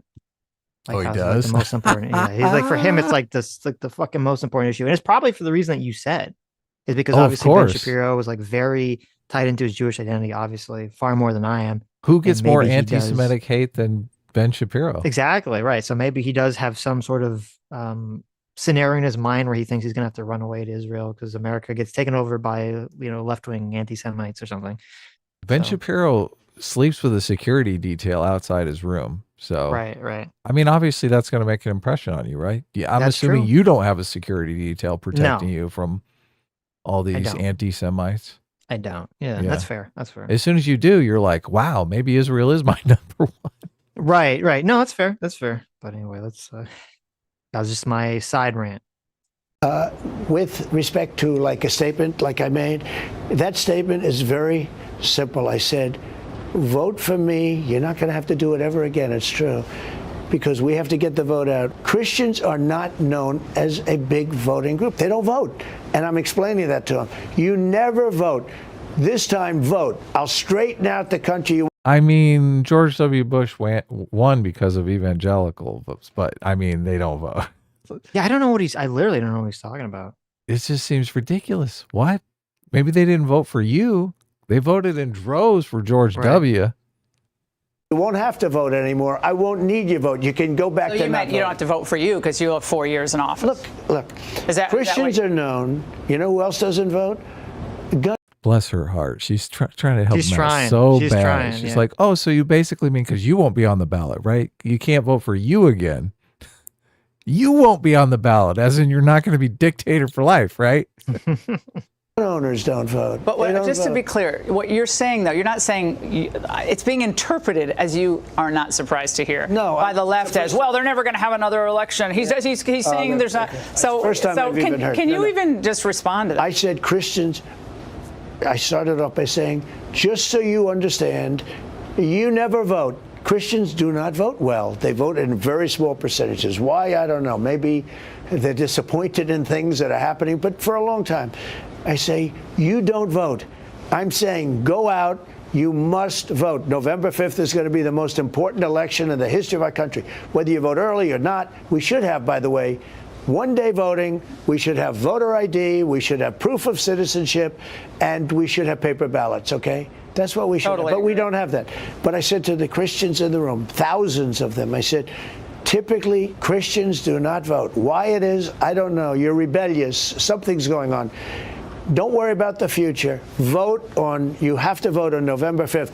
After that, you don't have to worry about voting anymore. I don't care, because we're going to fix it. The country will be fixed, and we won't even need your vote anymore, because frankly, we will have such love. If you don't want to vote anymore, that's okay. And I think everybody understood it. I didn't know there was any. Yeah, well, I mean, because it's the. He doesn't even seem to understand the counter narrative here. So, okay. So to be clear, I understand exactly what Trump is saying in this clip. I understand, and it completely lines up with what he said before, and it completely lines up with my interpretation, right? Yeah. That he is saying that he's trying to tell people who don't regularly vote that they should just come out and vote for him, and that he'll fix the country so well that I'm going to fix it so tremendously that you won't have to vote anymore. It's very clear to me that's what he's saying.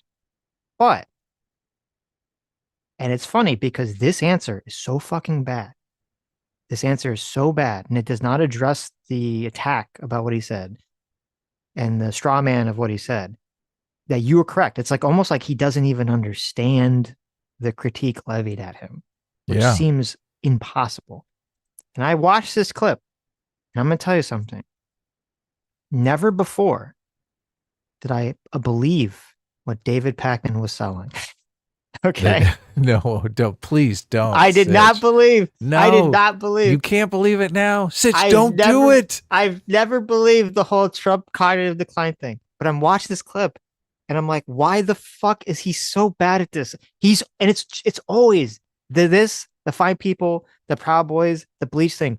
Why is he fucking so incapable of ever? It's like it's so weird. It's like once Trump says something, like once his brain makes a statement, he has no ability to go back and like reword it in a more clear way. He just has to repeat himself over and over again forever. It's so fucking weird. I don't know what's happening here. Yeah. Well, I mean, he is kind of rewording it, right? I mean, he's saying the same thing in a different way. Is he rewording it? He's just kind of saying the same thing again and again with slightly more context. I don't like, it's very easy. All I have to say is those people are being ridiculous. Okay. Obviously, I'm not going to be president forever. I was just telling the people who don't come out and vote that I'm going to do such a great job that they only have to vote for me once, and then they can go back to not voting if they want. Right? There's like a million ways to word this, and I don't understand. Let's make it very clear what he's saying, and he knows he's going to be asked this question. I'm assuming maybe his staff is horribly fucking incompetent. If he had a competent staff, he knows. Oh, look, Donald. The left is attacking you about this. You know that you're going to be asked about it. We need to like prepare a good statement that you can, that we're going to workshop, that we're going to work on for like a day. And then you can go out and say this. But that never happens. It doesn't happen. Yeah. Everyone says Trump has ADD and a short attention span, and you can't really have a conversation with him like that. He can't. Maybe that's the problem, is that they can't workshop anything because he won't care or remember or, retain the information. Yeah. I don't know. Anyway, I don't know. I just think it's weird. So it is weird, but God, what I would give to have some other candidates right now. Why? I know this is our choices. It's so awful. I almost feel like I'm cheating by saying I'm not voting. I'm like, yeah, I'm in the good spot. You guys get to vote for one of these fuckers. Yeah. Well, yeah. Well, I think I'm kind of reveling in that. It's an impossible situation. Mm-hmm. I mean, that's part of the fun of it, right? This is like gun to your head situation. What choice do you have, right? I guess. You gotta vote for Yeah. one of these guys. One of these schmucks. One of these guys. Oh. Anyway, Okay. are we getting close? Anyway, let me list some supers here. Yeah, hold on. I'll be right back. I gotta check on something real quick. Oh my God, he's got to check on something. Terrible. I do, yeah. Go check. But I'll be right back. Go check. You get out here and check. All right. A Metal Face Rose for $2 says Kamala might end wokeness by making it so cringe. There you go. There you go. I hope so. I hope so. RBGH fan for $20 says may sound like a cynical take as a liberal/libertarian, but it seems the current RNC hasn't figured out what they are, and the current DNC is just the old George W. Bush pro-state neocons with different radical ideology. I mean, I agree with the first part. The RNC, the Republican Party, has no fucking clue what it is, and when Trump is gone, because he either wins or loses and doesn't run again, they're going to be in a very weird situation. It's going to be the battle for the Republican soul. Are they going to go back to being the Reagan party, the neocon, neoliberal Reagan party, or are they going to be the populist party trying to ape Trump's success, or something entirely different? I don't think anyone knows what the answer to that's going to be. It's going to be a big fight for the soul of the Republican Party. It's very unclear to me who's going to win that fight. So I agree with that, but the DNC right now, I wouldn't say that they're the old George W. Bush whatsoever. I mean, the Democratic Party now is, it's a combination of the Democratic Party it was for 40 years, but with the lens of sort of bowing down and bending over and taking the woke rod in the behind. That's how I would describe the Democrat Party. They're only they're pro Ukraine because of this is how you have to conceptualize it, and this is kind of what's disturbing. Some people aren't going to like this, but this is what's going on. The reason the left is pro aiding Ukraine primarily, and the reason the right is kind of sus or soft on aiding Ukraine has nothing to do whatsoever at all with global politics or threat of nukes or even protecting the people of Ukraine. It has nothing to do with any of that stuff. Okay. That's all like logic. And we all know that we don't come to conclusions based on logic. We have an emotional reaction and then we justify it afterwards. Okay. And the reason the left is pro-Ukraine primarily and the right is kind of soft to anti-Ukraine is entirely because of the Trump-Russia stuff. And that's it. That's the only reason. That's the reason underlying all this stuff was because we had 4 years, 6 years of the left saying Russia bad, Russia bad, Russia bad, which makes the right reflexively either say Russia not bad or want to downplay the Russia bad narrative. And that sips, that like kind of goes into everyone's mind. And so when the left says, aha, Russia invading country, proof Russia bad, we need to defend the country. And the right says, oh, I've been kind of like attacked with the Russia bad stick for 6 years. I don't know if I really want to like engage in it. That's what's happening here. I don't know if you agree or disagree with that, Adam, but I kind of disagree, but okay. I don't think that's everything. That's not everything. That's the primary thing that everything kind of spreads from, that grows from. Well, I think the right has obviously become quite populist, and I think the argument that we're spending money in Ukraine that we could be spending on ourselves, I think holds a lot of weight. So I think that's why a lot of people are against the Ukraine thing. That seems to be the most prominent argument. Except a good chunk of those same people are in favor of helping Israel. Are they? Okay. Yeah. There's definitely the populist people on the internet who are like anti-supporting Ukraine, anti-supporting Israel. That's definitely a position, but that's the minority of people in the Republican Party overall. Well, I would say that the populist constituency is probably consistent on both Israel and Ukraine, like not supporting either one of them. So I'd say that the pro-Israel... They're not the majority. What do you mean? Okay. They don't have to be the majority. There's a No, that's fine. I'm there's a talking about the majority populist people. I'm not talking about the pop. There are people that are anti-helping Ukraine from an ideological perspective. I'm like a populist responding to your saying those same people are for supporting Israel. I think likely I think that's unlikely. I said I think there is no. a constituency that is not populist that's for supporting Israel, maybe not for supporting Ukraine, but there is a populist constituency that is making the argument we shouldn't support anyone, we should spend our money on domestic policy. And Okay. they are probably consistent on both Israel and Ukraine. Right. So So when you say there are two different factions in the Republican Party that are split. Okay. This is how it works. I'm not Mhm. talking about pundits at all. I'm talking about general voters. That's what general I'm people talking that- about. Okay. There are pundits on the internet and out there in the media space who do, and there are voters too, who believe and are coming from some kind of principle of populism, which is rooted in isolationism. Okay. From the Mhm. beginning, before any of this shit happened, this was their position for 8 years, right? And that, or for 10 years, for 20 years. And that's what's motivating them. I'm not talking about those Populism, people. yes. Right. I'm talking about the people who, number one, there's a huge swath. If you look at the polling data, there's a huge swath of people in the Republican Party that are in favor of helping Israel and are not in favor of helping Ukraine. Right. Okay. There's something like 70 to 80% of the Republican Party is in favor of helping Israel. Right. So And there's drastically less for them helping Ukraine. Right. and So those they're aren't obviously, just those people are not, evangelicals? well, maybe, but those people are obviously not motivated by populist isolationism. Well, yeah, but if they're evangelicals, they're not necessarily motivated by the fact that there was this Russia thing. I think They're they just were because evangelicals. They're like, look, those are all proto-Christians out there in Israel, and we got to support them. That's where the end times happen. It is the Russia thing, because it was the same thing when Russia was going into Crimea. If you remember, it's the same thing with Russia went into Crimea. Same thing when Biden was saying Russia's going to invade Ukraine. The right reflexively didn't want to engage with it. That was the weird thing. I keep bringing it up. People don't want to acknowledge it. So much of politics, both the left and the right, they just react to each other.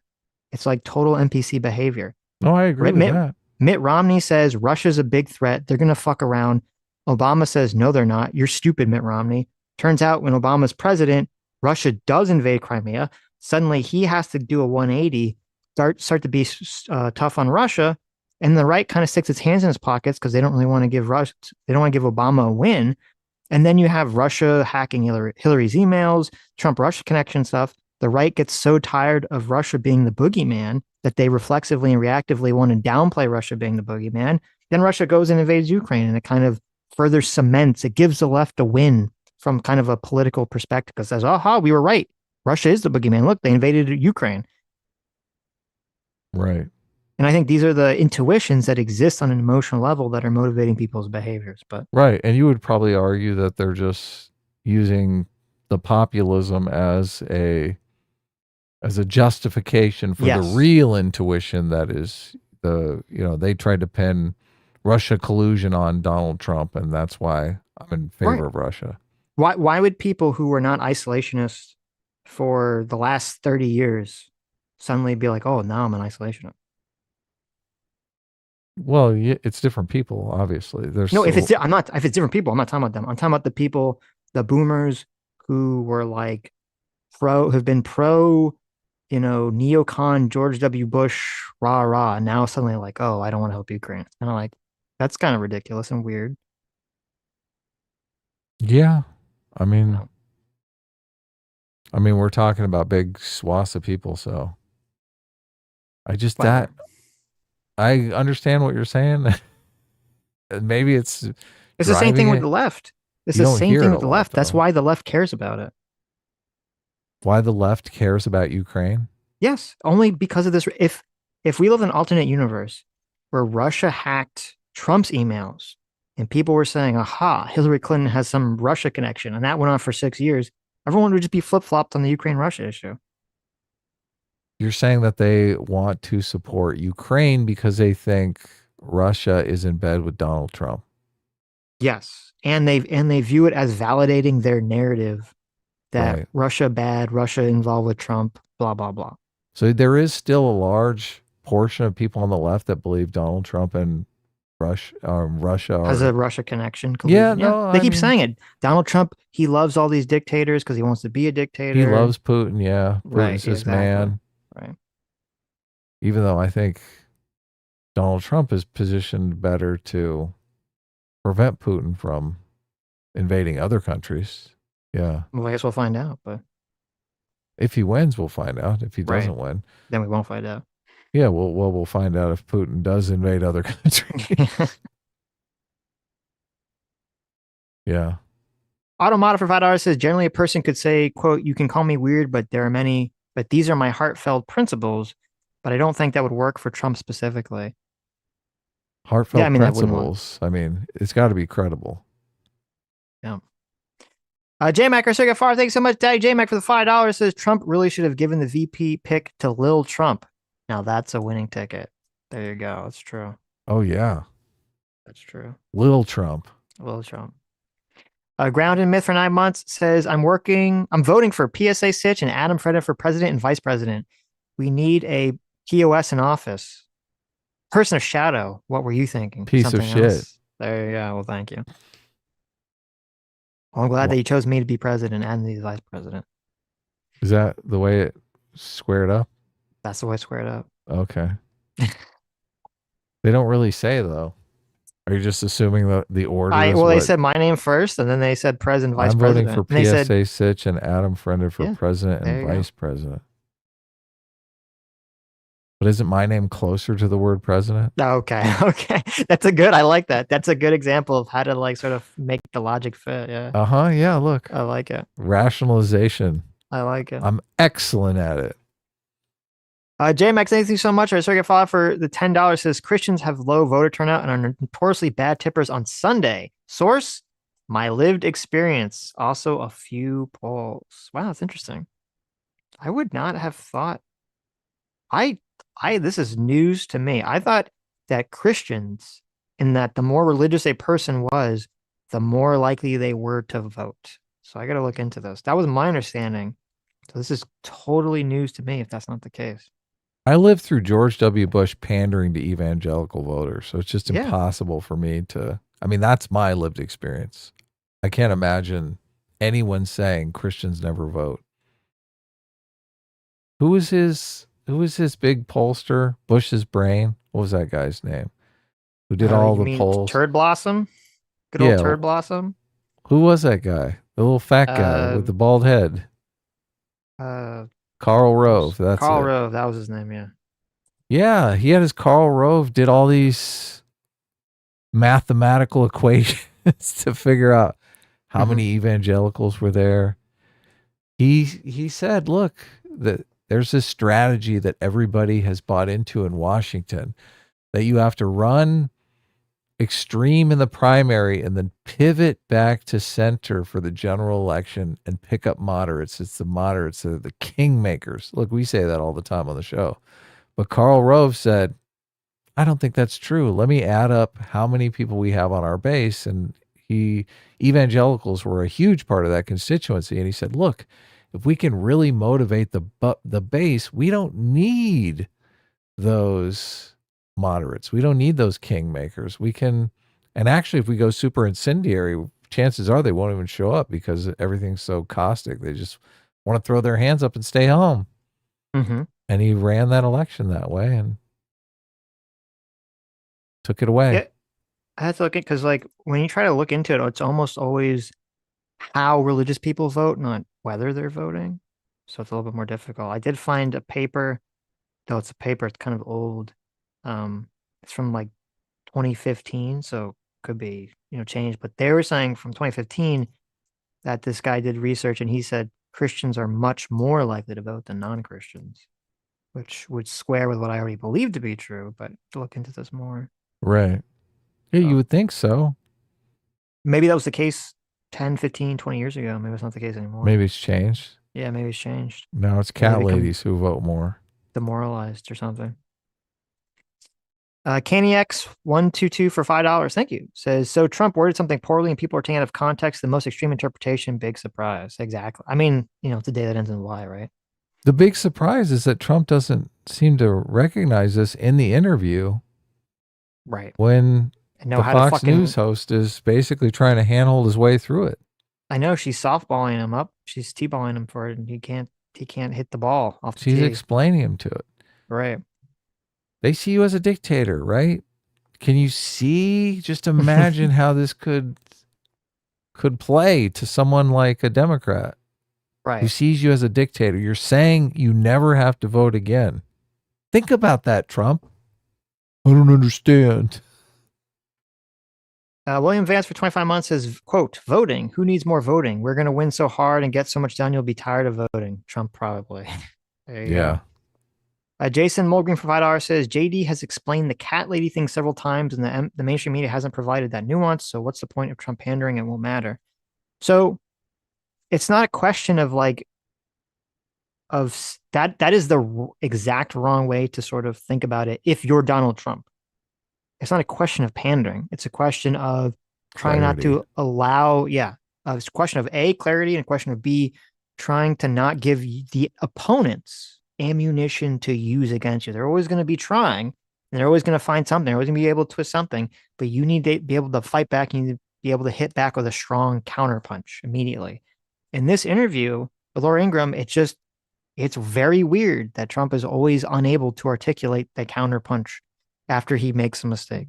I don't really criticize him so much for making the mistake in the first place, off the cuff. But then the counterpunch needs to be strong, and it never is, and that's what's weird. That's what's weird about it. So, where's he getting this line that Christians never vote? Too, he says it like 20 times. I'm like, who told you that? I mean, maybe they had some polling or something. Someone told him that in his campaign. I assume. Does he know a Christian that says he never votes, and that's what he's basing on? I mean, I think Vance's statements about the cat lady thing were well, he said it. I mean, obviously, he didn't say it as he was running for vice president. He said it in the context of like running for state office. And as I always say, you can get away with a lot of shit when you're running for state that when on the national stage comes out, you get slammed for. And this is definitely an example of it. I've heard him kind of give explanations for it. I don't think it's offensive. Well, actually, this is important. This is what I think people on the right don't understand. I personally, obviously, I don't find the cat lady thing offensive whatsoever. I understand exactly why people would find it offensive. There's two groups of people that can find offensive. There's one, just like some people don't have children and they find it super offensive that they're being morally attacked for not having children, whether they made a decision not to or they just couldn't for some other reason. And some people get very upset by that. And I think that's completely justified for them to be very upset by that. 100%. It's not, it is not anyone's right to demand someone else has children or not. Okay. Whatsoever. And it is weird and it is gross to sort of like try to attack someone for not having children. That's number one. But number two, I think the reason why the left hears this comment, they're hearing it different than you guys are hearing it. They're hearing it different than most people on the right are hearing it. When the left hears the Catwoman comment, what they're hearing that you're not perceiving is they're hearing JD Vance say a dog whistle. They're hearing him say, even if he doesn't mean this, they think he's saying women only value that a woman provides is her ability to pump out babies.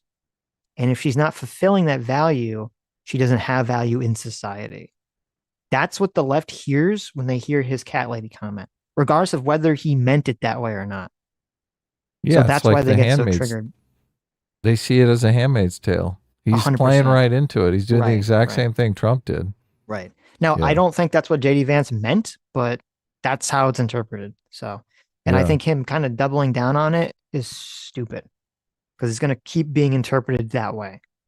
So, yeah, there's a way to talk about it. Like as a society, we should be obviously advocating for people to have children. We need the population to expand. There's a way to talk about it without kind of triggering that dog whistle. So, okay. Yeah, you say we should have policy that encourages people to start families. Look, you Yes. don't have to start a family. If you don't want to start a family, you want to start a business, you want to, be a pro surfer in Hawaii. Do whatever you want to do. But, we can give families a break. Right, exactly. Yeah. Lethal Strain for $5 says, because people like me turning 50 who joined the military during Desert Storm were tired of endless wars. If you say so. Well, I didn't bring up the Iraq situation either, but I think it's a miscasting to compare Ukraine to Iraq. I think that's not a good comparison. We've talked about it before. Let's not talk about it again, ever again. Sitch, what do you say?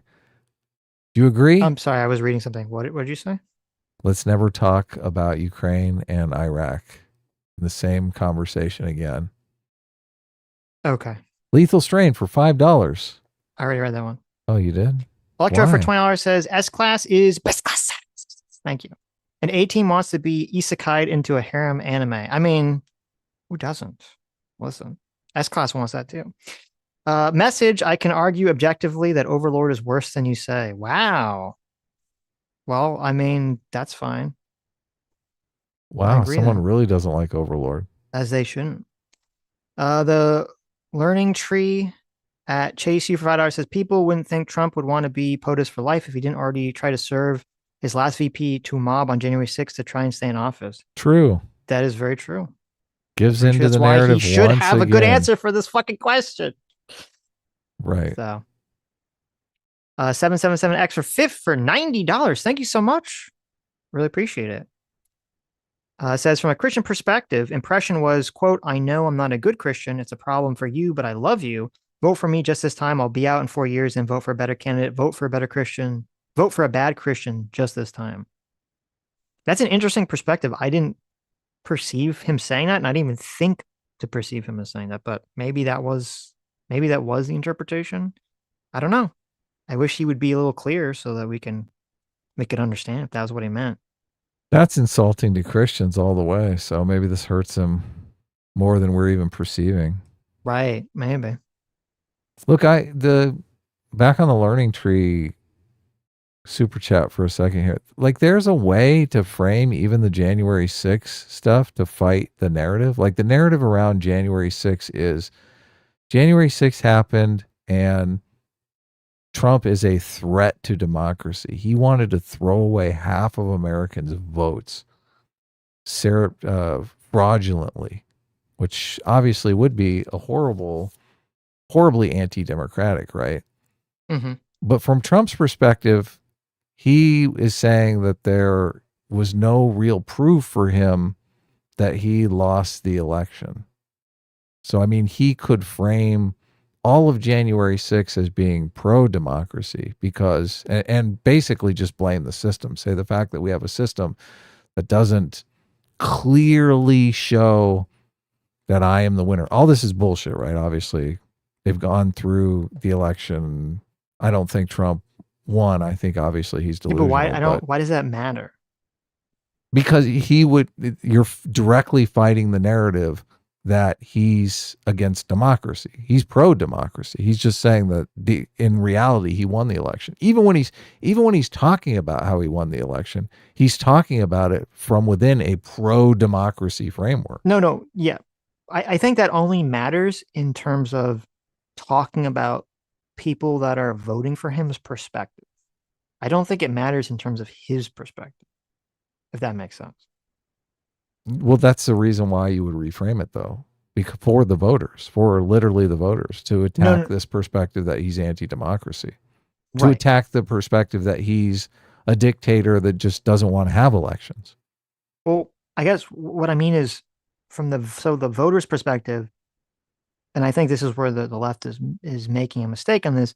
They're like, the left is like, oh, I very clearly see this image in my mind, a movie in my mind where Donald Trump tried to coup the government by throwing out all the Democrats' votes and having Pence create a situation that made him president. Okay, Right. And he okay. knew he lost. And he knew he lost. Right, And exactly. so That's he's part of a the narrative. authoritarian dictator, right?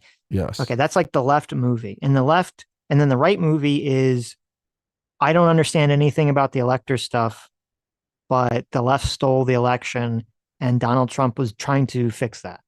Right. Okay. He literally, he won the election fair and Yeah. square, democratically. The left Yes. stole it from him, and he's Yes. fighting for democracy. Right. Bingo. Exactly. Yeah. Right. And so the left is projecting its movie that it sees onto the right and assuming they have the same movie and then saying, okay, well, you have this movie, so you're despicable for going along with this. You must be in favor of authoritarianism. Correct. Yes. Right. You got it.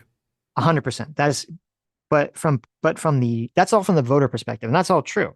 From Trump's perspective, it doesn't matter what he thinks, because my argument would be, if you really give a fuck about the country or democracy, even if you believe in your heart of hearts that the election was stolen, if you can't prove it and you can't use the system properly to adjudicate that, if you actually care about the system functioning and the country functioning, then you just have to accept it and move on. You don't do some sort of like insane situation, which could theoretically create a violent civil war and destroy the country. Right. And that would be a great response from a Democratic perspective. But from a Republican perspective, from a right-leaning perspective, they're skeptical of all these institutions anyway. Like, their argument is all these institutions are failures. So his argument would play. It would be pro-democracy and play into the fact that the institutions are bad. Like, I think he's even made some arguments that they need election reform. Like, we need to fix this broken system so our elections work, which is from a pro-democracy framework. Once again, the only thing that I'm saying here is it's a strategic blunder for Trump, and kind of in the same vein that we've been talking about, to not fight the left-wing narrative that he is against democracy. And it also hurts his voters, because exactly like you said, this narrative makes the voters seem like traitors, basically, to the country. Oh, right? I see. Okay. So I see what you're saying. And I agree 100%. You're saying like Trump, the messaging that Trump, if he was being smart, would be him to come out and say, he'd do an Emperor Palpatine. He'd say, I love democracy. Yeah, exactly. He'd be saying democracy is great. The Democrats stole the election. I'm trying to protect democracy. I took a bullet for democracy. I want to pass election, like kind of what he did say a little bit to Laura Ingraham, but this should be the main narrative. Like, I want, paper ballots for easy recounts. I want voter ID. He wants same day voting, which I think is retarded, but whatever. Just all these little policies, these election reform policies, and it should always be framed in, we need these policies to protect democracy. We need these policies to protect democracy. Like, that should be, like, that statement should come out of his mouth 24/7. We need these policies to protect democracy. Right? Yes. Again and again and again and again. Yes. And again. And that would knock the sting off of the January 6th stuff. It would literally work towards changing that narrative. Right. But he won't do it because he's not smart. Even saying you never have to vote again, I mean, that goes completely against that principle. He should be talking about, I want to expand the electorate. I think everybody should vote. It's our civic duty to vote. Like, he doesn't understand any of these subtle pressures to get people to the polls that are very pro-American. Mm-hmm. Yeah. He's basically describing his own electorate as lazy. He's like, look, you only have to do it this one time. Okay, you lazy piece of shit. It's just, I'm asking you this one time. Right. No, should be your civic duty to vote. Does he even know why Republicans vote? A lot of Republicans vote because they see it as their civic duty. That's true. Anyway, maybe we've belabored this too much. Libertarian Sasquatch for $10 says, my wife's single friend was over for dinner and saying she loves Kamala and voting for her. I asked what policy she likes, and she said she doesn't know a single one, but still voting. It made me sick. Look, that's funny. I feel your pain. I mean, I always said people don't vote. Majority of people don't vote for policies. Majority of people vote for vibes. You have to remember that, like, people that consume political content, like you guys, are unusual. You are in a tiny, tiny percentage of people from the general population. So, Right. Osher for $5 says Adam rate drops are coming. Those MMT theories about high interest rates causing inflation are about to get tested. Will they be correct? Yeah, they were going to do a rate cut in September, Oh, okay. just in time for the The election. election will The be kind of question late to have an is- impact on it. Well, the MMT people are kind of saying that the rate cuts are priced in. So a lot of people are thinking as soon as they start cutting rates that the stock market is going to take off. It's hard for me to imagine the stock market doing any better than it is doing. I'm expecting a pullback. So I think when the rate cuts come, there might be a brief pop, but I do think there's going to be downward pressure after the fact, which would go perfectly with the MMT narrative. So you are correct, Ostrich. It is going to be tested. And if we see that correction, we'll know once again the MMT people were right.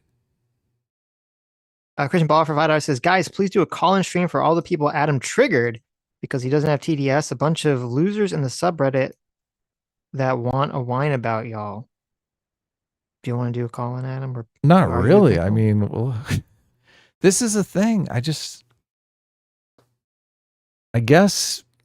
maybe how do we fight the narrative? We're at such a disadvantage because we have such a much smaller audience that it's like they're going to establish the narrative. I mean, it's completely dishonest. It's a completely dishonest narrative, but they just have more reach. So, Sitch, what's the right call here?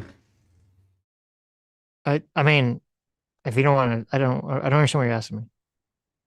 I don't think you can win on the engagement when it's like the Destiny and his crowd just have like a massive reach and they're just going to mischaracterize us. Oh, no. Christian Baller meant in our subreddit, not Destiny's subreddit. What? There's a Sitch and Adam Reddit, which we don't really have any association with. And apparently some of the people on that Reddit were mad about your Trump take. Well, look. That's what he's talking about. Okay. So there's a subreddit of us that's like, I mean, tiny. I think there might be 30 people on it. So right, yeah. But I mean, okay, what are we? Well, do you have any desire to do a call stream where people who Hell no. are mad about your Trump take? Okay. No. Okay. Well, there you go. We arguing with fans. I don't like. Why would I want to do that? I like arguing with you, Sitch. It's fun. I don't like. I don't want to beat up on the fans. Okay. Yeah. He wants to love the fans. Lethal Strain for $5 says I was comparing it as voters being isolationists, not the wars. Oh, I see what you're saying. Yeah, I mean, I think it's fair for you, Lethal Strain, or anyone on an individual level to have that feeling or that intuition or that principle. I'm not going to say that you or any other individual is wrong. I'm just saying as a general principle, as a vibe, I 100% believe that the Trump-Russia stuff has created the vibe where the left has become very anti-Russia and the right has become dismissive of Russia. So, I mean, I even saw this. It was really weird. I even saw this with, there was a lot of people on Twitter. It gets a lot of engagement. I don't know, maybe it's all bots. A lot of people on the post-liberal right will do this weird shit where they were like posting the video of, the France opening ceremony that with like the drag queen and making fun of Christianity and all that stuff. Yeah. And then they post a video of like the Russian Olympics intro and they're like, look how much better it is in Russia, right? So there's some weird shit going on with that avenue. I mean, that could be Putin. It could be bots. Intelligence agency. We talked about the Olympics intro on Sunday, right? Yes. Okay. There's a video, maybe, I don't know if you want to stream tomorrow. There's a video I think we should watch about that. It's kind of hilarious. Yeah, let's do it. Watch I'm down for streaming. Some Hill content tomorrow. Filthy Casual for $20. Thanks so much. As I'm watching start of stream and BS. Those counter snipers got the shot off too fast and not have any idea when he was on the roof. Did they? I think it took them. Didn't it take them like 9 to 10 seconds to shoot him? I don't know how long it takes in operational terms. I mean, the guy got off like eight shots, didn't he? So Yes. Sulla 2, the quickening for $10 says Eastman is wrong. The state legislatures decide how electors are appointed, but Congress exclusively decides the date they are appointed, election day. They can't overturn the popular vote after. Okay. I'm not sure I understand You exactly get what that? you're saying. Did you get that? Well, I know the state legislatures decide how electors are appointed, and I guess you can argue, and I guess it's true, Congress does decide the date because it's part of the Electoral Count Act. I don't know what you mean when you say they can't overturn the popular vote. I don't know what that means. I mean, the popular vote is just a popular vote. The popular vote doesn't mean anything, really, in like a legal term. So I'm just confused by that last sentence. Electro for $5 says, Adam, I do like Overlord. I just think it's shit. Oh, well, look at that. Electro. Well, listen, you can like Overlord. Anyone can like anything as long as they acknowledge that it's trash. That's all I want. That's all I want. I've not seen it, so maybe I'd like it. Who knows? You Is would it on hate it. Netflix? Maybe I'll watch it. You would despise Overlord. See what all the fuss is about. It's a show with like no conflict. So Oh my God. Why would anyone make such a thing, Sitch? No 'Cause conflict? there's an entire genre of anime that's like kind of like a wish fulfillment where someone like dies in real life and somehow gets transported to another world where they're super overpowered and like can do whatever they want. So it's just like a form of wish fulfillment, which is fine. I don't have a problem with that form of entertainment, but you just have to understand what it is. Storytelling is about problem solving. How do you have any problems if you're an overlord? There's fake problems. There's a problem present itself, but then the character can solve it super easily because they're just so powerful. Right. No Step on Snake for $20. Thanks so much. Says Trump is incapable of even the most mild form of backpedaling. Well, clearly articulating what you mean is not backpedaling. Right. Some people can perceive it that way, but maybe he does. But yeah, I mean, I don't know. He doesn't. He can just articulate it better. Joe the Make for 28 months says, "Hey fellas, people on social media literally have no idea what Kamala's policies are. So many threads of people denying her entire platform from 2020." Yeah, they're all identity politics people. They're all just retards. Yep. Yeah.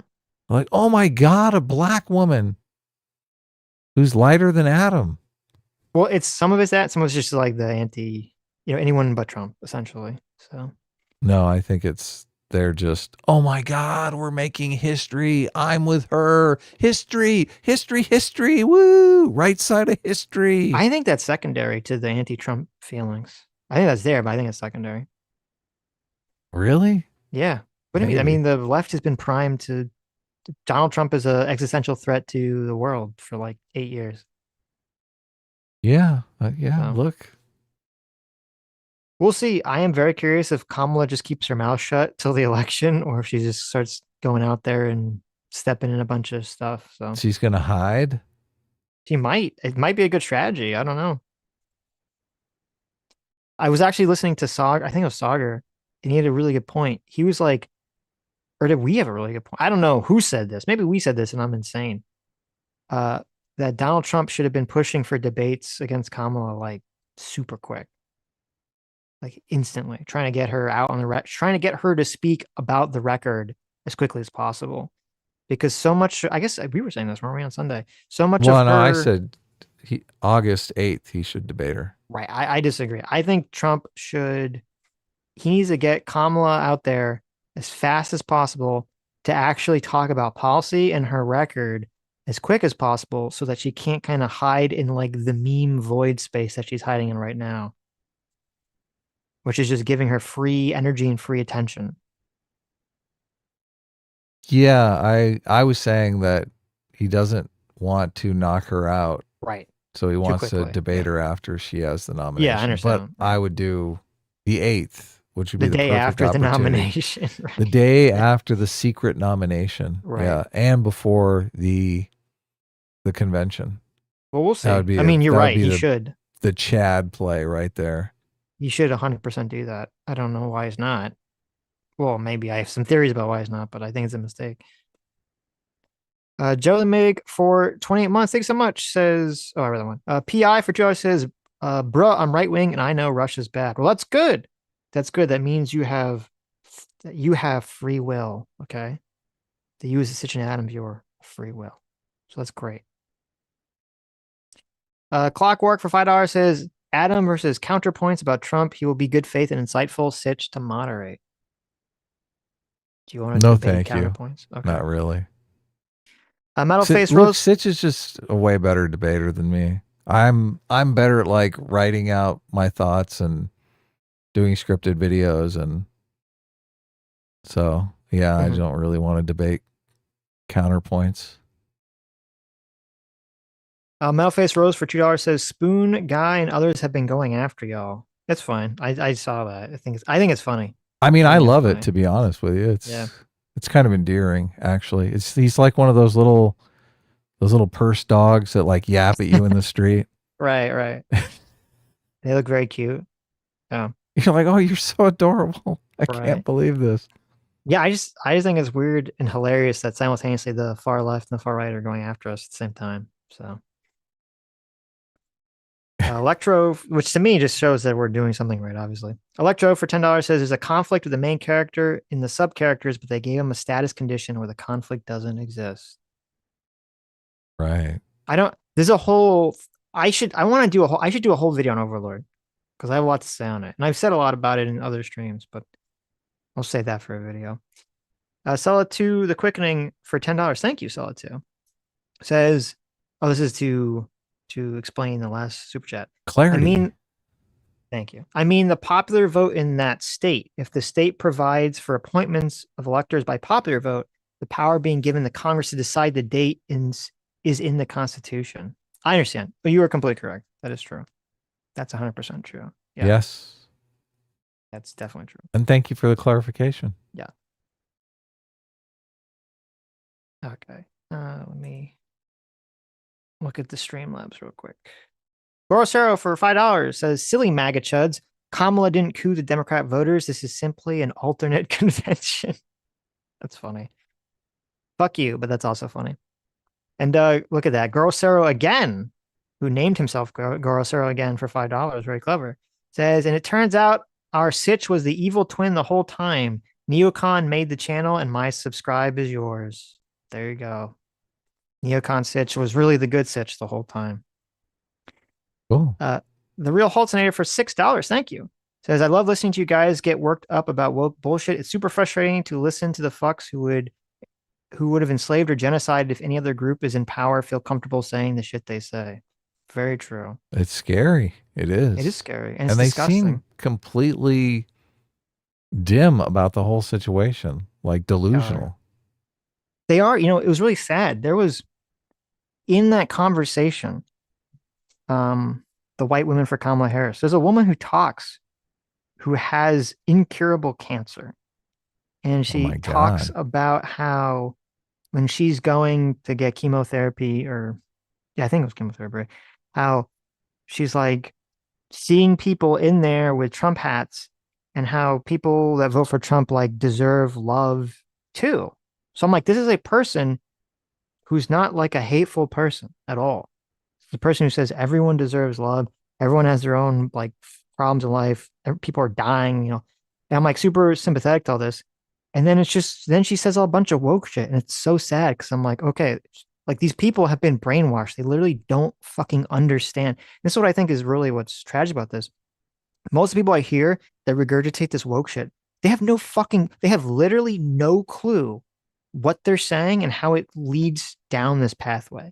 They've just been told, like, if you're a good person, if you care about people, if you're not racist, this is what you believe. And then they just believe it and they regurgitate it. And they haven't really thought through the outcome of what they're saying. Yeah. It's awful.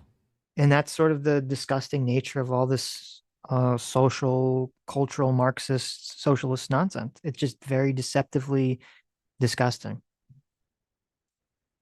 The Real Hussein for $2 says, Adam, I'm going to be stereotyping here. I'm really sorry. Are you really going to sit there and say that black culture, i.e. inner city culture, isn't super focused on status? You need to listen to more rap. I don't know if that has to do with anything we were talking about. Yeah, it is obviously focused on status. Everyone is focused on status.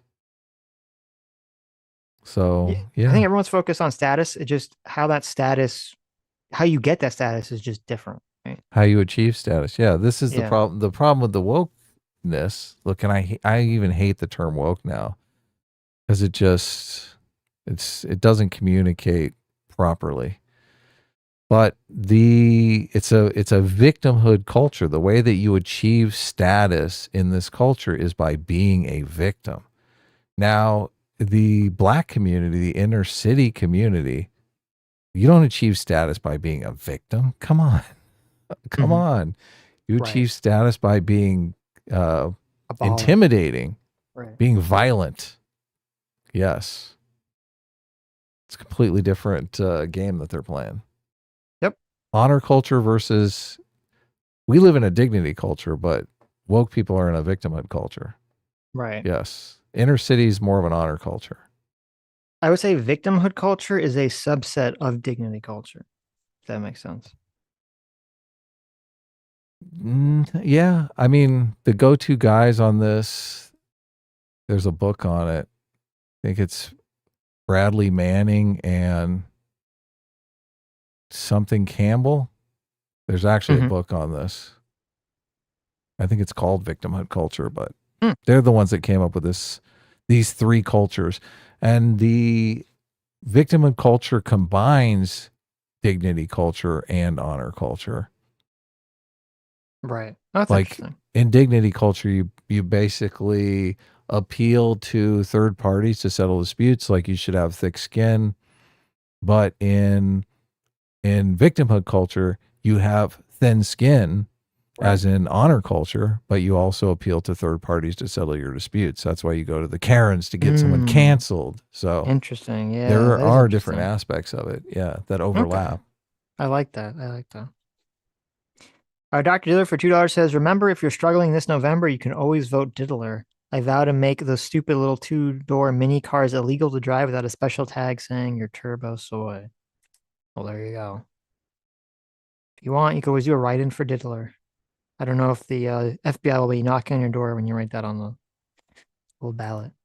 It's Bradley Campbell and Jason Manning. I totally butchered their names, but the book is The Rise of Victimhood Culture, Microaggression, Safe Space, and the New Culture Wars. So they're both sociologists. It's a great book. Check it out. Metalface Rose for $2 says, Spoon is also being weird in your comment section. Oh, is he really? Is he? I haven't noticed. That's kind of funny. Sly Goose 77 for 2 Canadian says, please don't become a trashy debate channel. Never. But well, look, I would love if Sitch would become a trashy debate Adam channel. wants me to become trashy debate. Look, Sitch is an amazing debater. Sitch is very quick on his feet. I think, look, I would like to host more debates with Sitch debating. I'm not as quick as Sitch, so definitely smarter than Sitch. It just takes me longer to put it all together. It's a slow burn though, right? Yeah, exactly. Okay.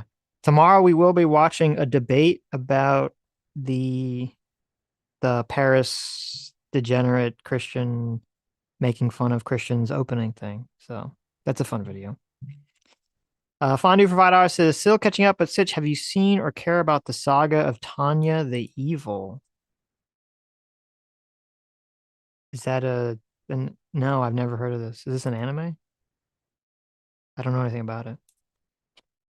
The Real Hulk for $5 says, you said that Kamala increasing status of women, people of color wouldn't affect the vote. What does that mean?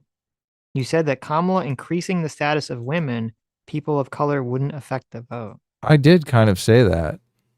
I don't. Okay. I guess I don't know.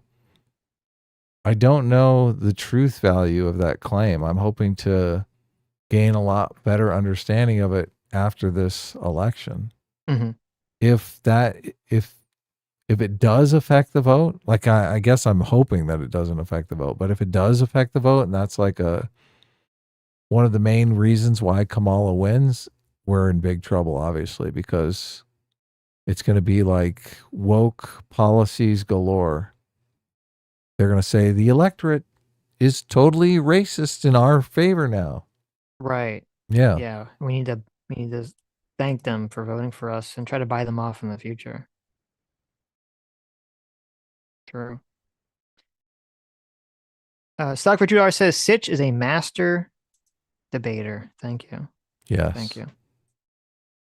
Lethal Train for $5. Thank you. Says some white Democrats have to say these identity things like white privilege, so they are also victims of their own burden of being born white. That's funny. Maybe it's kind of like the weird way they sort of conceptualize it. So, anyways. All right. This was a great show. This was totally amazing. Oh, the real Jose for $5 says, "Are you going to stream long enough for me to type out an explanation?" No, ending right now. But thank you, Holton. We are ending right now. But look, Right. I feel this conversation has really changed my perspective on life, Sitch. I think this conversation was indispensable to our future together. I think this was a great show. Well, I wasn't going to say this, but I feel like I'm compelled to now that you've kind of said what you just said just there. We were going to surprise you guys in chat, but me and Adam are getting married. Okay. I forgot to say no homo after that. So Okay. obviously that's my bad. So anyway, goodbye. See y'all tomorrow. Take care.